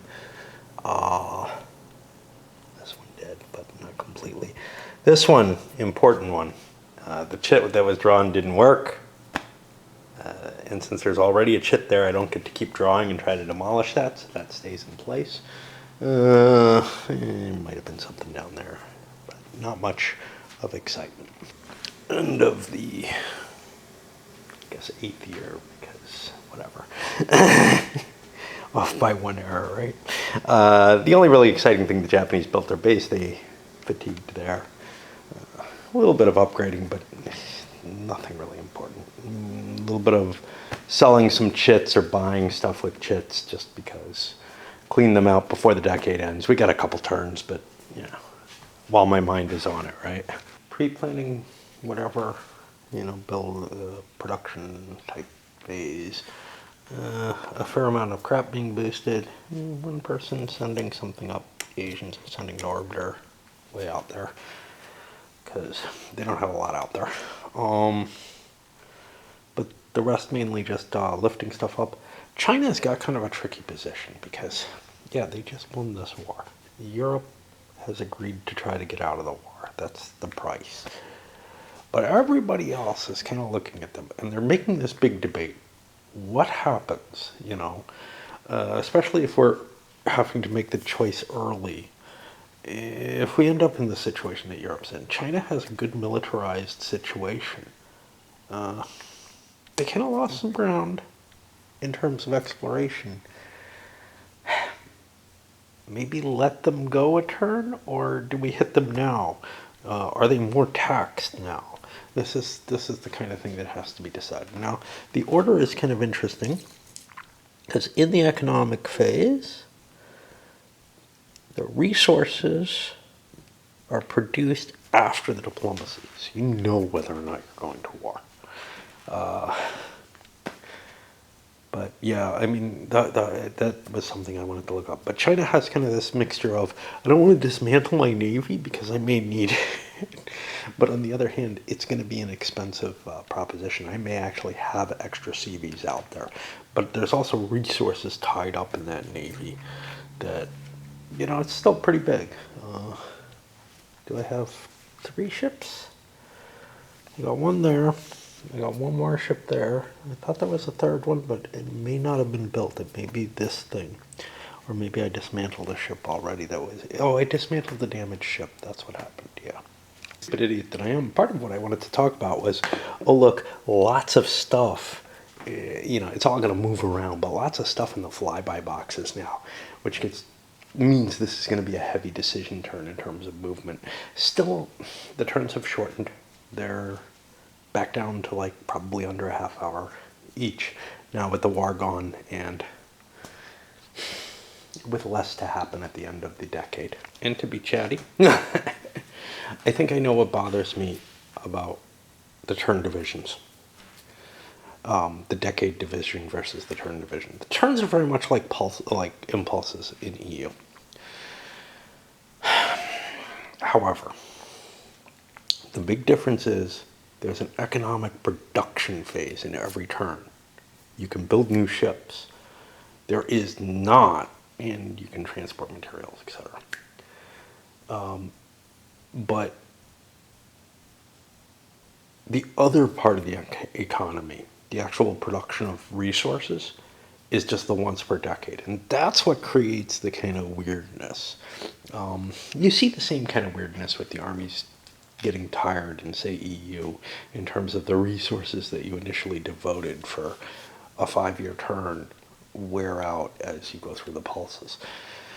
But somehow when you start splitting that production aspect, where resources are produced on one point, but you have to save them up, you know, and you can't just, it's not like you're continually getting resources each turn.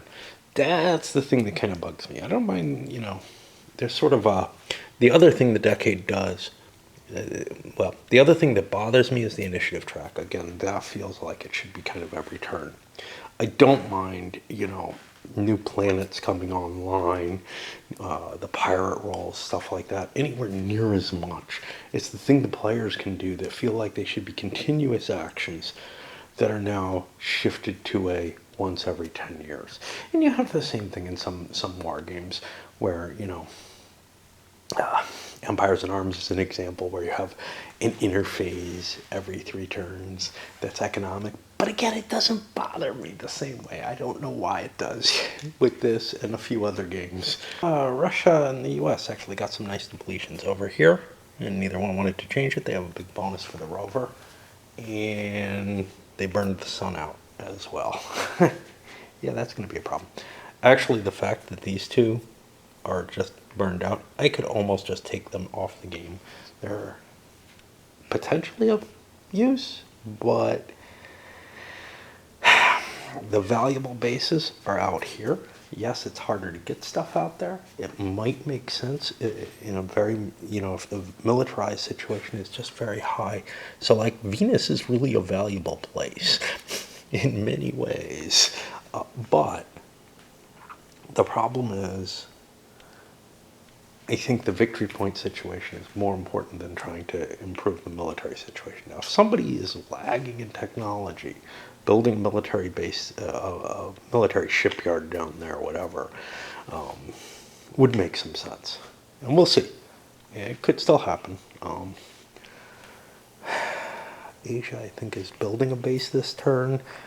And I think the only person with like 2 bases left is South America, who, hey, maybe. I don't know. And, one other thing of little importance. So if you remember, the little bit of water damaged this. On the other hand, I dropped a burning ember on one of these things, and it survived it pretty well. Not this one. This one looks like water again. But maybe the burning ember went there and bubbled it. I don't know. It was over on the Japanese one at first, but I moved it and was trying badly not to burn things. So they're more resistant to fire than to water. Whatever that matters. All right, let's finish up with the bases. I don't expect anything too exciting, except Asia's building its cheap base around Uranus, and everybody's at the +3 base builds, so they can build the level 9 bases, and they can build here I can build just at level 8, so that's kind of cool. Okay, a number of players lifting some materials up, the reason being there's sort of this end of the decade, obvious best move at this point. No planning in advance. I know exactly what I need to get where. There might be a little bit of alternate aspects. For example, hey, I got some resources nearby that I could haul in, whatever. I'm not worrying about that kind of planning. That's beyond me. I could probably do it with one country. I can't do it with all of them across the board without delaying too much. But I do come up to a bit of a conundrum for South America, and I'm going to take advantage of one particular little situation that they're in. So I have something that can support a CV3, and a CV3 with enough materials that can build a base around Uranus. It can't build it on anywhere else because we're at -3 the base cost. Everybody's there, and this saves me a turn. It's not like the choice that the Asians made, in the sense that I don't have the base in place and can't get any production going on it or anything. Well, actually, maybe I could. How? No. I would have to get 2 more materials there. There is no way, I can't dismantle my ship, except in this phase, and my other ships that I have, which are both in the right location, and, could fly out there this turn. So first of all, it wouldn't be in place this turn. It'll be in the 1 box at the end of the turn. But it speeds up my positioning by 1 turn. It's a little cheaper in resources, and I just don't view the difference between the bio research and the physics research as that big an advantage. There's no possibility of terraforming this planetoid, so screw it. Is there anything out here I can planet? Enceladus. Europa, Titan, any of those out here?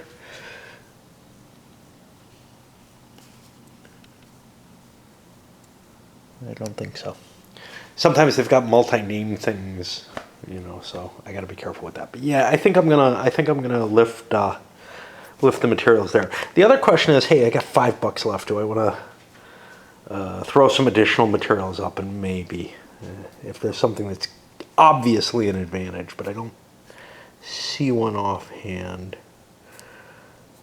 I got no one there, but that, well, that becomes the settlement question, which is I could get a trade chit. I'm going to allow trade chits without settlements, but I'm going to give the preference to settlements. Again, me tweaking the rules. In which case, I think I do want to lift a little bit of iron. Oh no, I have enough materials to build one. So yeah, I don't think there's, oh, here's the problem. I don't have enough materials to do both things, and I'm going to want a research base there. Oh well, that's life. Clarify. It's not a matter of materials. I can only build one thing. Like, if I lifted more materials, it wouldn't matter.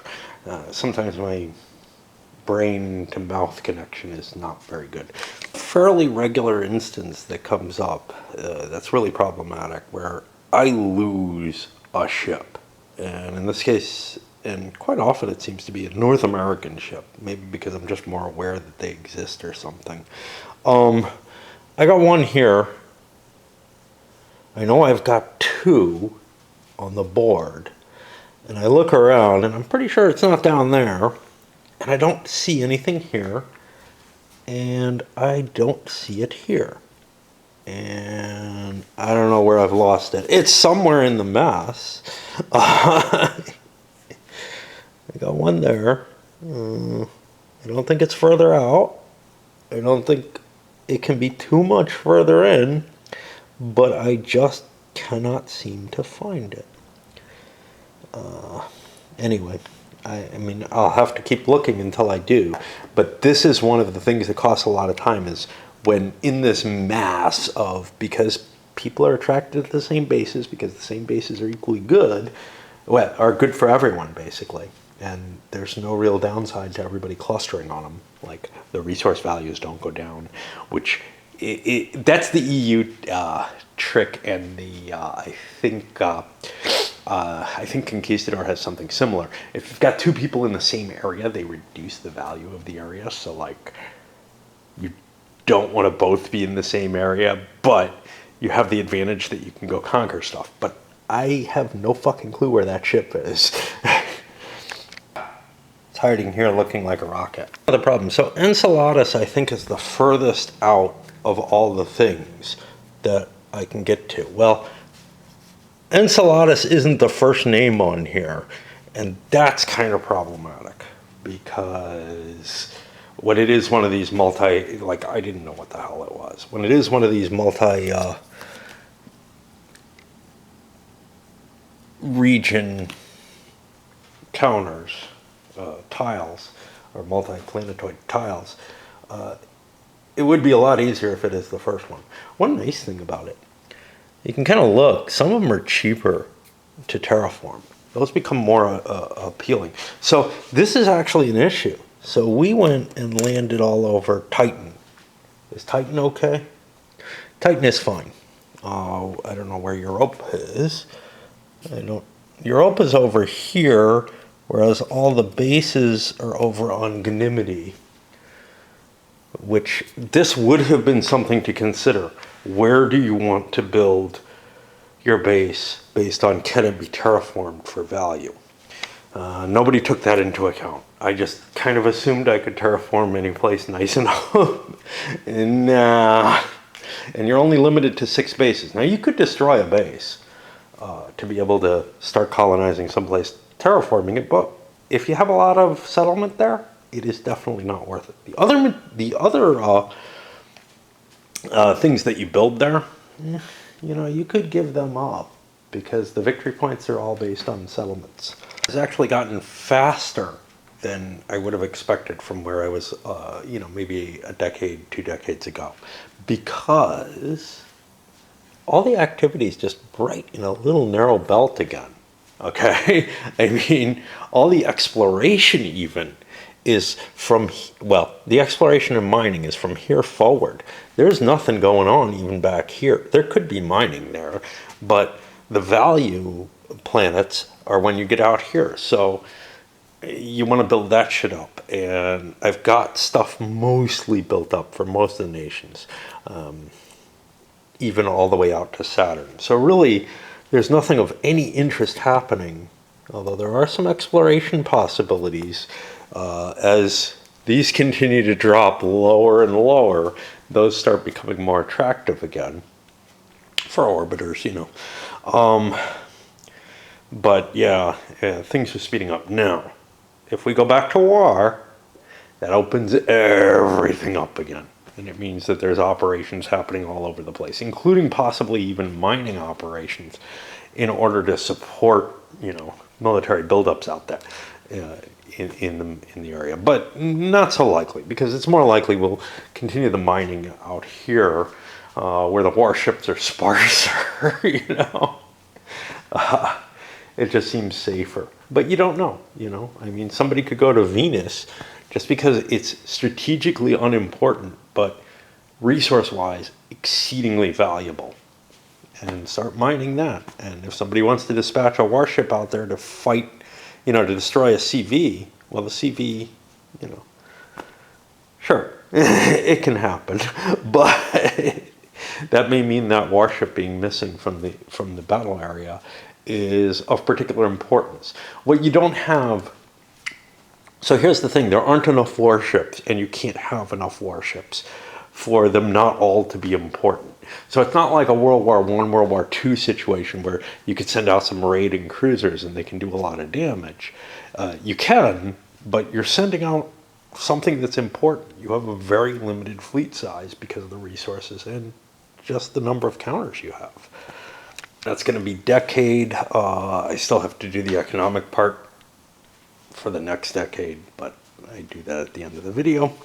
Let's see, the build-up's kind of interesting ones. You know, in some cases, like Russia built a small spaceport out at the edge here so that they can start exploring further out, because it's going to be a while before we have unlimited range, right? That's based on bio, which is the hardest of all of them at this point, and yeah, and I have the feeling that war is going to continue. Not between Europe and China, obviously. Europe wants out of that war, and they cut their deal, and they're going to stick to it because they don't want to be known as, you know, a deal breaker. But the other players are really leery of the amount of points that China has accumulated. And they're not that far set back, you know. Yeah, they're in about as bad a position as, you know, maybe South America, maybe a little worse than Asia, but they're also so far ahead in victory points right now. Nobody's up near them. You know, Europe at 9, I think, is the closest. Losing a war got them a lot of victory points too. But and Europe is also in that bad position from not being able to expand. Basically, this set them back to the place where the people who have not been able to get their tech up and expand were at. But now we may see some of the people who are doing okay say, you know what, we have to take China down at least a notch and really hammer them. China's got a big starting fleet, though. They were considering building up this spaceport. Well, not really, because they didn't have the materials, but I was thinking about it even so, because I thought maybe I had them. But, you know, it's just, I've got enough large spaceports. I think China is heading for a fall. The only thing that might save them is the way the diplomatic system works, and the fact that, well, maybe things won't line up well. It's going to have to be a coalition to take them down. And if they can figure out, you know, if that coalition doesn't gel it's not good. But I think it's for the best for everyone to try to score some points by beating the living crap out of the Chinese. All right. I think I'll try to do that tonight, but I gotta rest a little bit. Actually, no random events happened. We got a natural disaster where you roll a planet and it'll do damage to a base, which is pretty unimportant.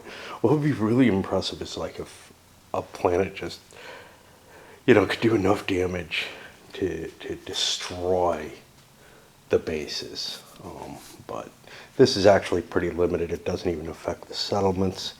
But you would imagine that on a non-terraformed world, a disaster could be so bad,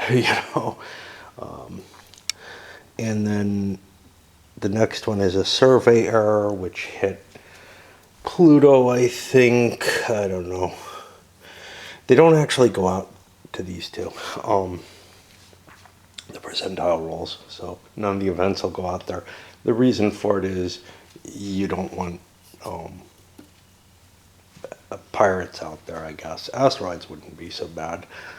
Make you work for them. But the card that came up, basically you replace, it was a survey error, you replace the card on it. The card that came up was inapplicable.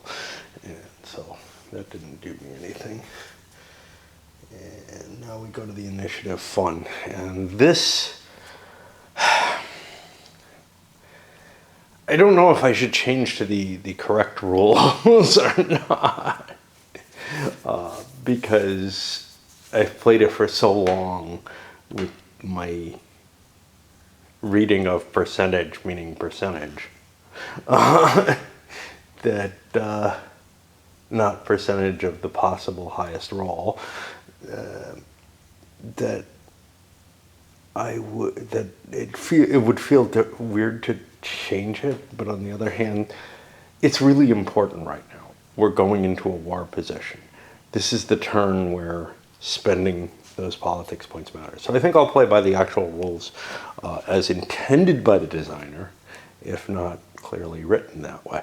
There's a difficulty. As I look at this, at least one player can't go to war. But yeah, I thought you had to be here for a moment, but no, that's okay. In order to remind me who's planning on going to war, planning on spending chits to do so, the North American and I gotta miss the US on there, and Russians made sort of the first coalition idea here, which was, look, we're both in good shape, but we are behind China. We gotta fight them. Okay. The next side was, who else can we pull? And Asia's like, I can't even go to war. It's probably not worth it for me, but we'll see how things turn out. Maybe I'll go, to the blockade level or embargo level there. But Japan and South America also both joined in. Basically, I had a 60% chance for each of these, a 50% chance for those, given that those guys were in, and I think a 20 or 30% chance that Asia went in. Europe is not going to violate their agreement. They're not even going to check. They're not in a position where it's at all advantageous to do so. But the problem with that is it's going to cost a minimum of 3 chips to get to war with China. Okay, and that leaves not a lot left. It would cost 6 chits to have any room for a failed roll, which only Russia and North America could afford. And China's got a bunch of chits.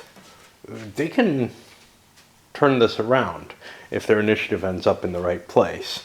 Even if it doesn't, they can just turn it around because they hear the rumblings right at the table. But yeah, so anyway, these are the people who spent chits. We had just these two spent 1 each. For Russia, it's kind of painful because they will not have the 6 chits. Whether North America wants to spend 6, that's a good question. But China ends up close to the top, but the Russians and the South Americans are both above them. And that might impact decisions on some kind of alliance, you know, because you end up going, I believe, in sort of the worst. You get a later initiative. You get a shared initiative of the allies, and I think just for the movement phase, but otherwise it kind of doesn't make sense. Actually, our diplomatic code says, "Ooh, I forgot about this shit." Wow, that's going to hurt them even more. They can't possibly get to war unless China goes with them. I had to roll a die to see if there's any neutralizing effect. It's on Asia. Asia's already all in the neutral box, so there's no impact whatsoever. But this could have affected, say, this, or helped the EU-China relations a little. So this is the disposition of the chits. Most of the people, I'm just playing them against China, so I'm not really worrying about things trying to go to war on both of these. Now, here's the thing. China got to pick a lot later than most of the players. So their choices, they made the choice, well, Russia's probably our biggest possible enemy. Actually, South America is, but leave them out.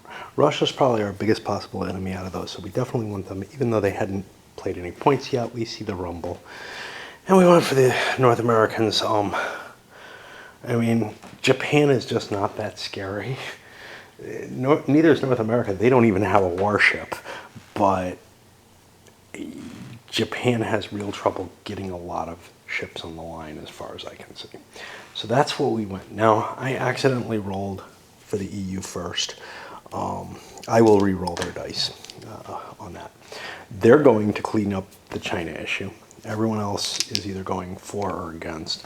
And I'll come back with the results because there's a lot of die rolling and not much interest. So we got one success with the North Americans and 2 successes each with Russia and Japan. South America cleared their neutrality, but that's it. So we got 1 success. And now, and I mean, these all are simultaneously, but now let me handle the 2 rolls for the Chinese, because this is kind of exciting. First, we'll do the Russian one. That's the important one. 6 or less. Okay, so we pulled the Russians back, and that means we go down to embargo. And by leaving 1 there, I know the other guy's got to go, so that's cool. And then for the U.S., can I get them out completely? I cannot. So what we've got is 1 full state of war with Japan, but embargo states, well, actually 2 full states of war. Europe is also at war, and they may fight it. They didn't promise to do more than they did. Unless they can come to some agreement with China, I feel like, yeah, the situation's changed. North America and Russia will have to build military units, but maybe not in that big a deal. They're kind of like the supplemental nations in World War II, you know, riding around, throwing a little bit of effort in, but they don't really need to crack into anything. And notably, there is no alliances anywhere, so every nation has to operate on its own. So if the US or Russia wants to put out a fleet that can handle something from the Chinese, you know, I mean, if one of the Chinese warships like this is out, it's a fairly significant effort to take that thing down. However, the fact that the US and Russia can't really attack their bases is significant, but they can blockade their bases. And that can prevent goods from getting to them, and they could be, in general, useful in the war. So, but most of the glory will probably go to the people who are actually at war. We'll see. I mean, the thing is, the Chinese can surrender their CVs to the Russians and North Americans, which they can't do to anyone else. And we forgot to mark some of these other things here. There we go. Very interesting. All right, now to the production stuff, which is going to take quite a while. So you know what? I'm going to take a break because production itself isn't too bad, but I could use it. I'll put that there. As parts of the production, and this is really kind of mixes in with some of the ideas with movement too, is counting how many CVs you have. Robotic explorers, for whatever reason, the way I play it, I don't see a lot of them. So people are almost never over their limit in the robotic explorers. It's just, they're kind of expensive and they die quickly enough. We may have seen somebody over once or twice, especially early in the game before you get a lot of those policies. But the CVs, they tend to move around a lot and be in cluttered areas. So like for Russia, I think it's 3, but I'm not sure. I found one there, and another one somewhere else. And I lost track of where it is. It's not on their ship chart or on their holding boxes. It's this reserved one without a flag. Yep, those are really tricky. That was a horrible design decision as far as I'm concerned. There's always a bad design decision or 3 in a Compass game in terms of the graphic input. This is a hard game to get everything right, though. It is a cluttered mess. And, you know, there are decisions that just the design and the attractiveness of a single small planet template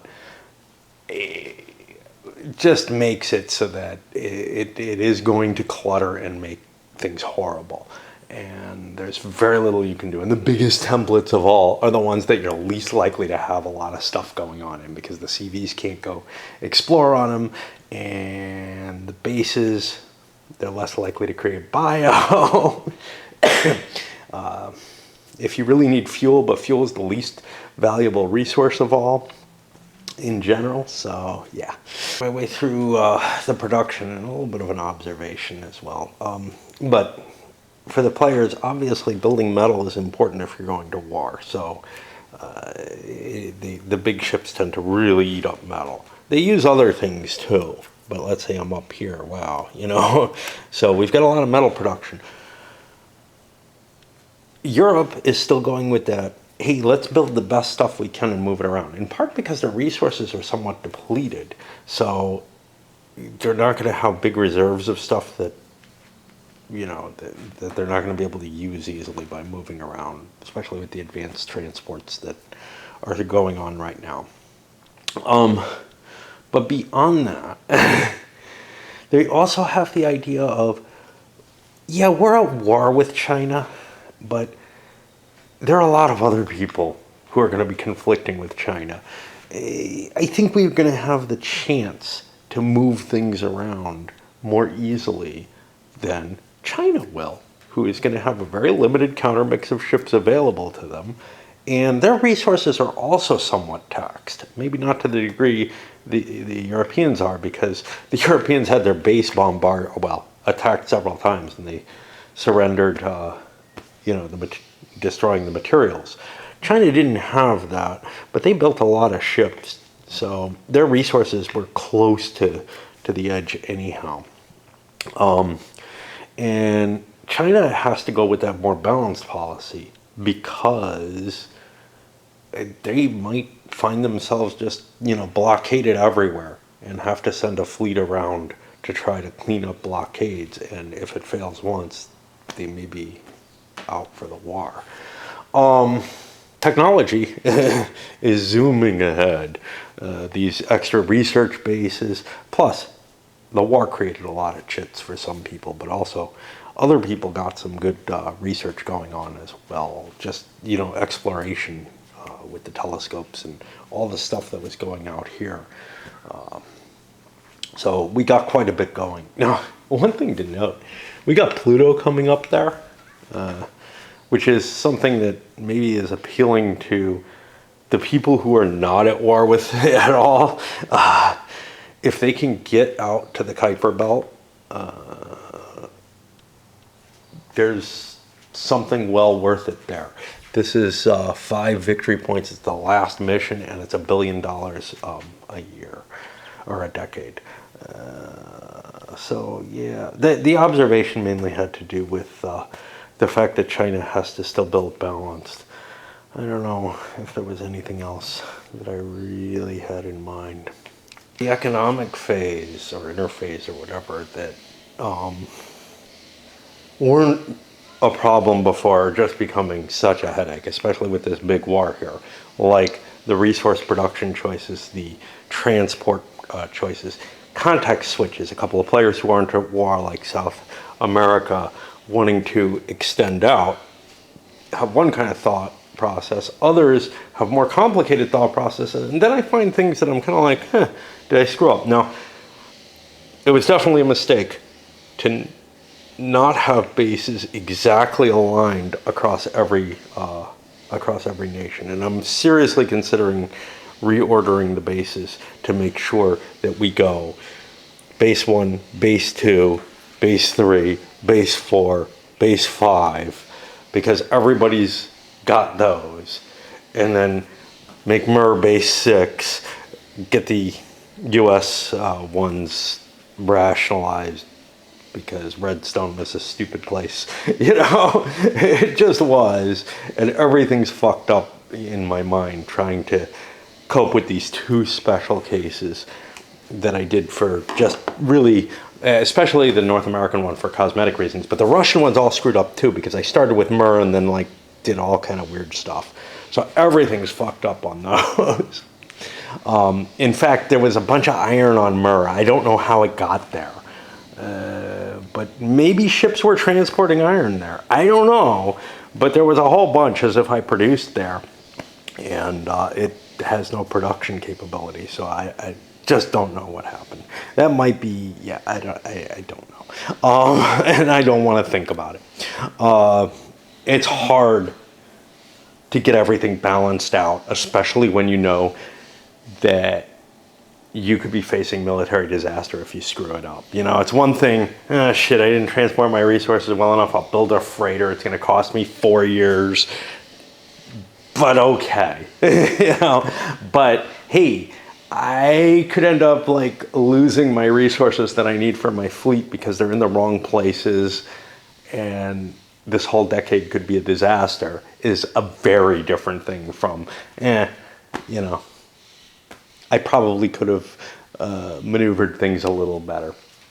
So that's a taxing thing, especially with the bitchies screaming outside. And then also a bummer.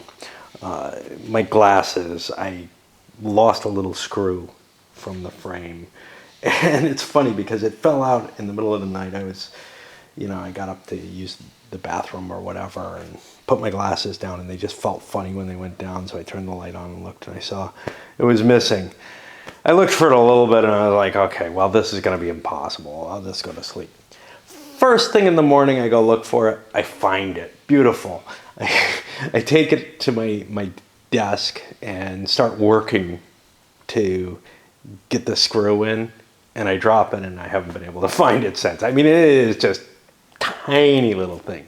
And I might have a replacement, but it would mean dismantling another pair of reserve glasses, which I probably don't need, but you know, they're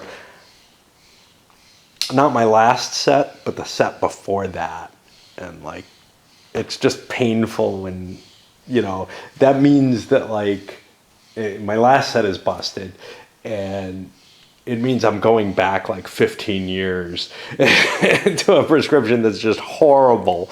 But on the other hand, I don't think anything except this one and my last one are transitions. So I can't really do any work with any of them anyway, but I could go dancing with either set. All righty. So that's going to put us at a few other things. The rolling for the bases, and then the big tech work. I need a break because, again, this is starting to really become a hairy problem, you know, a hairy logistical problem to try to get your materials all where you want. I don't hate it. I probably would hate it more opposed, even though I'd have less to do, because the costs of fucking up in my mind would be worse. I'm going to tell you that shit about my glasses. The shitty part about it, the worst part about it, not just losing the screw, but what if I do scavenge the screw?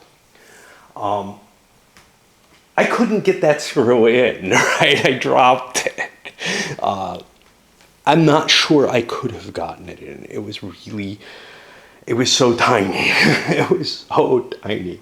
Like it fit under my fingernail, you know? And it's just like, Jesus, maybe I should just paperclip this thing together.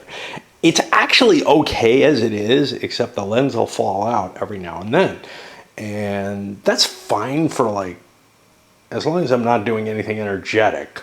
But unfortunately, although I can't go dancing now, that at least is relatively energetic. And it would be, you know, even yard work or something might dislodge it. I'll probably knock it out every night when I go to sleep. So, yeah. I mean, the idea of break something that is a potential useful thing in the future in order to maybe fix something that I really need now. It's just, this is the kind of decision, I can't make the decision, right? I can't calculate out which one is the right thing to do. Another option though is, you know, I could go to a glass shop or something, and maybe they're better at putting it in. You know, they have more capability with it. There's one that would do it for free, but they only use scavenged parts, so maybe they'll have the right part, maybe they won't. The one that I go to, I'm not sure if they do that for free. Who knows? I know I've been to glasses shops, like most chain, well, no. The one I went to in Phoenix, let's put it that way, it was not a chain. They were like, no, we don't fix things. You know, we don't put things in new frames. We don't do anything. God, like, what the fuck? So I had to find a specific glasses repair shop, which was the weirdest thing in the world. And he just basically scavenged parts for me. And it's actually for the pair that I would take the screw from. He put different frames, temple frames on it. And they're like totally against the concept of the glasses. These both are very flexible. They're like the titanium flexible ones, which I'm not sure if I like or not. Like the one pair broke, but in some ways it was better, you know. And this one, the screw coming out, I think is almost directly related to the fact that it's got that flex to the material. It would be a helpful player aid. And I'm not saying, you know, it should have been designed with this, although, you know, clearly that would make sense, is somewhere a chart with all the planet percentages on it. Because trying to find them on the board is much, much harder. And it would be fairly simple to make. I'm just the kind of person who always curses the darkness rather than lighting a single candle or something like that. It was taken before. It is possible to get pirates or asteroids in an Earth orbit because the moon and maybe, and the asteroid belt have their own percentage values. It's just the Earth doesn't, because nobody can build a base at Earth. Although even that is kind of false. It is possible to build a base on Earth orbit, as we see the Russians did. I don't know how much value it would provide to the game to add percentages for that. But anyway, what we have is Earth itself has pirates on it, which means all of those rockets coming up have interception chances. That's going to have to get cleaned up. We got one on the asteroid belt. That also is problematic. And another one on Jupiter. And then we have asteroids here and here. I swear there's a third asteroid. Yes, all the way out. So from the asteroid belt out to Saturn. I'm putting the trade chits out. I know where that iron came from. I bought it. It came from a trade chit.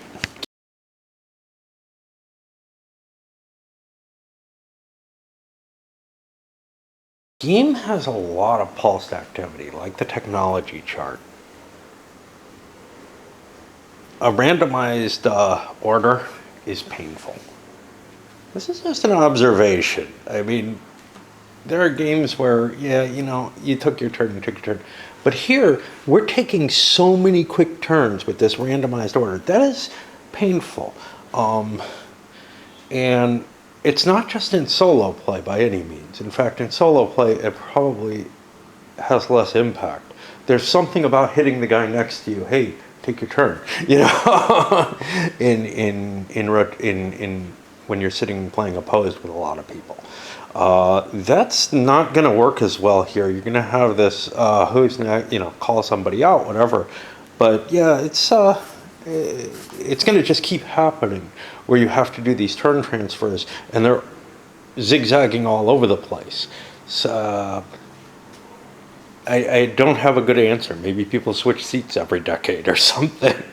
The game is really kind of still hooking on to that. Hey, I want to buy the things that I can get cheaply. So like, Japan's in the middle of a war. Conceivably, they might want space medicine.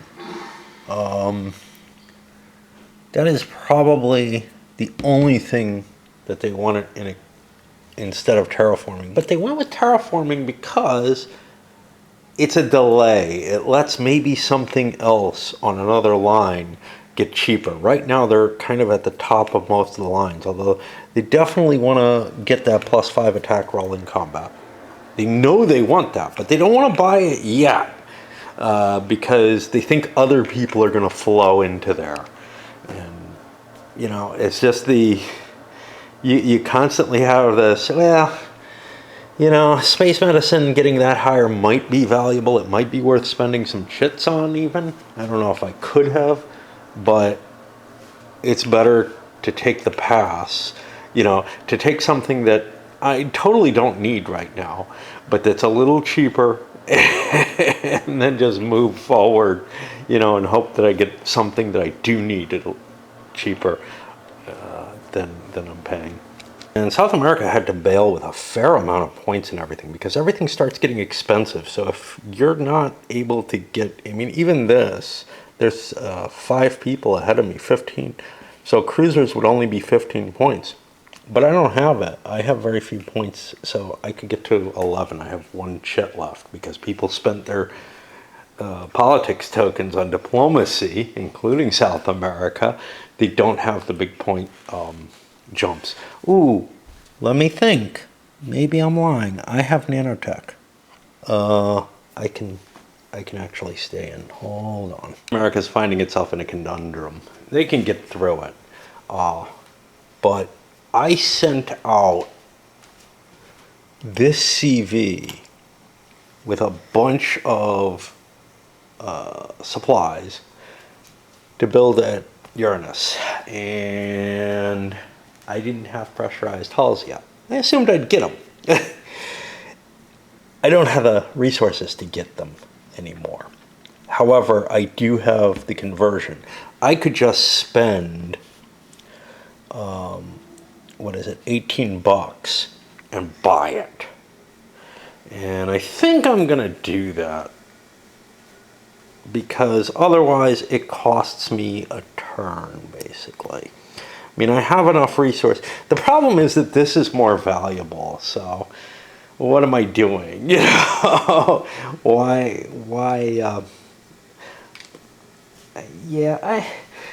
but the other side of it is if I don't spend that 18 bucks, well, no. See, I've got this 6 bio, and I'm going to lose 3 of that. That's the only loss. Yeah, I think I'm just going to pass and not build it. The thing to make me feel a little better, I cheated with China and the EU in terms of essentially having space elevators lifting big ships off Mars. They both bought it this turn. And they're both still at war. But, you know, I mean, it's like, it wasn't something I could easily fix without really screwing that whole war planning up. And I didn't want to do that. So I kind of took it as a technical debt. And now they've paid that off. They still cheated, but just hurting each other, right? Well, giving each other victory points, really. Too much time for another rest. But I want to show you the tech situation. So a big movement up here into the terraforming just because it was the cheapest thing available. but we do have some people with lower recall rates now. Bases are cheap for everyone for whatever that matters. And that's about it. Over here, everybody jumped into those higher trade routes. This is the 10-point trade routes. Nobody went up to the 15s. We've got a lot of people in the severe atmosphere just because, again, it was the cheap thing to get in some cases. Everybody got themselves up to the attack value, even people who are at war. Pakistan followed up, or Asia followed up with the, hey, let's get the speedier movement. Again, it was a cheap thing to grab at the time. I have not trimmed. Those all should be half the value that they are. Space elevators. North America joined the group there. Everybody's up to the big cruisers, but nobody made it up to the battleships. Kind of interesting. I was expecting a move there, but instead it went for nanotech. A couple of people went into that. And the space elevators, which are really important. It doesn't make sense to have battleships if you can't lift them. And it made more sense to be able to lift 2 smaller ships than 1 bigger. But that's not going to work too well for China, who already has warships on the field. Theirs was the harder call. They might have wanted battleships more, but they got this cheaper, and we're just like, you know what? Let's go with that. And they passed out early instead of buying the battleships. They could have thrown a pile of cash at it, but then they wouldn't have enough to commit to the war. There are a couple of people who have like $50 sitting on them, like Russia, and North America's close. Asia does, but they're not in the war. But yeah, Russia could have muscled their way upward, but they didn't see anything that they really wanted. All right, we got a couple more things after I clean up the tech levels. We've got the settlement growth and then choosing policies, where we'll probably see all the warriors go up to here. Thoughts on the diplomacy that I wanted to share. I have some negative feelings about it, which I've already expressed. But there are some definite positives to it as well.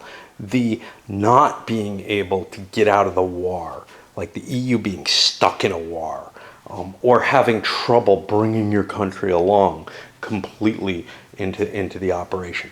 A lot of games handle that with something where it's the player's decision, but they pay like a victory point penalty or something like that for declaring war without a casus belli, essentially, or whatever. I like this system where you're trying to guide your country and you may not get the result you want. I find that very appealing, especially towards war, as we can see, with our current U.S. administration. It's pretty easy for the executive branch to completely destroy relationships with other countries. But how often would you want to wreck your alliances? Well, maybe your executive is corrupt, right? Or just completely incompetent. Take your pick. Those are your choices. But that may not be something the player should control necessarily, even if the player in large part represents that country's sort of executive branch in a lot of ways. So, at least in terms of space exploration and deals there. But yeah, I do really kind of like the fact that it's not just I decide to do this after weighing the costs. It's not always that easy to bring a country along to war or out of a war. Most notably, look at how World War I was so hard to dig out of. When, clearly in national interests, everybody could have just said at the end of 1915, this is not good. However, the players do still have the choice of whether to execute the war. And that's kind of an important distinction.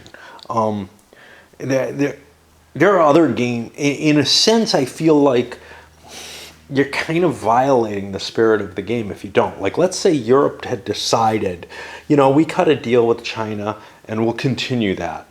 We're going to tell China, look, we cut our deal. We're going to keep trying not to fight as long as you leave our shit alone. I don't feel like that adequately represents what this diplomatic system is trying to deal with. It's trying to deal with the fact that you can't get out of it. I'm not saying that, Europe should go balls deep into China. What I'm saying is they're still in a state of war, and there shouldn't be sort of a gentleman's agreement as there would be in some other.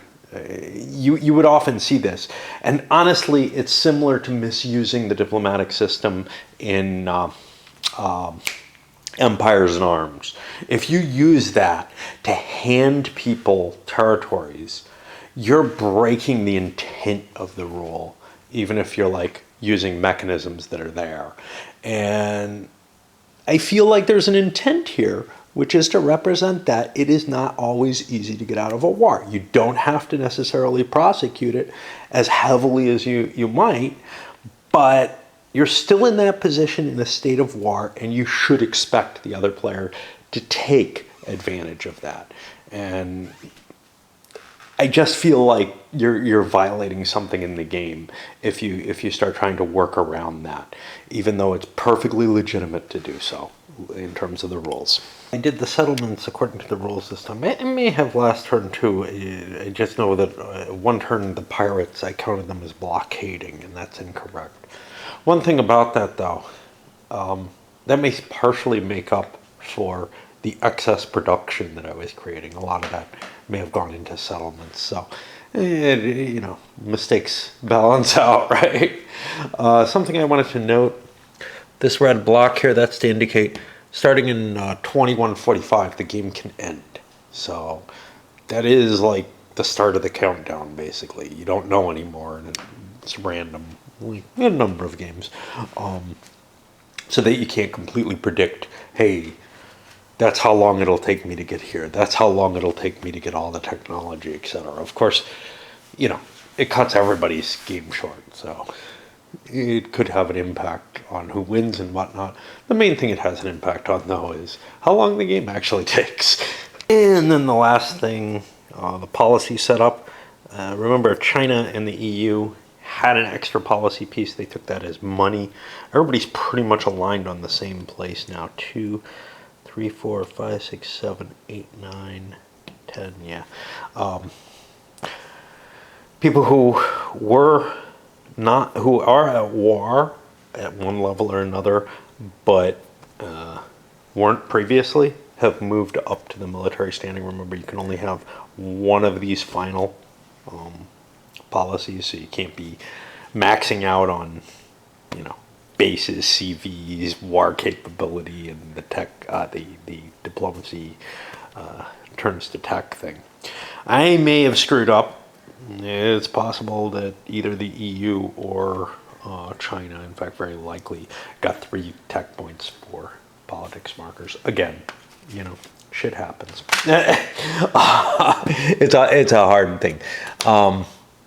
Pluto goes into that space, and we are ready for the next turn. I've gotten myself tied up into some other video game, very story-based thing, so I kind of zoning out on that and enjoying that rather than focusing on this. But we're getting close to the end, so I kind of don't want to rush through to the end. I don't know. The spirit of long games is very odd for me. So I managed to finish my tropical game and 100 hours on it. All the scenarios from the modern times as well as the prior. Anyway, I guess this is going up, and I'm a little loath to go forward just because I know it's going to be that is also interfering, because I know it's going to be painful to cope with what really amounts to a 5-player war. Everybody aligned against China, but still, that's that's going to be hairy.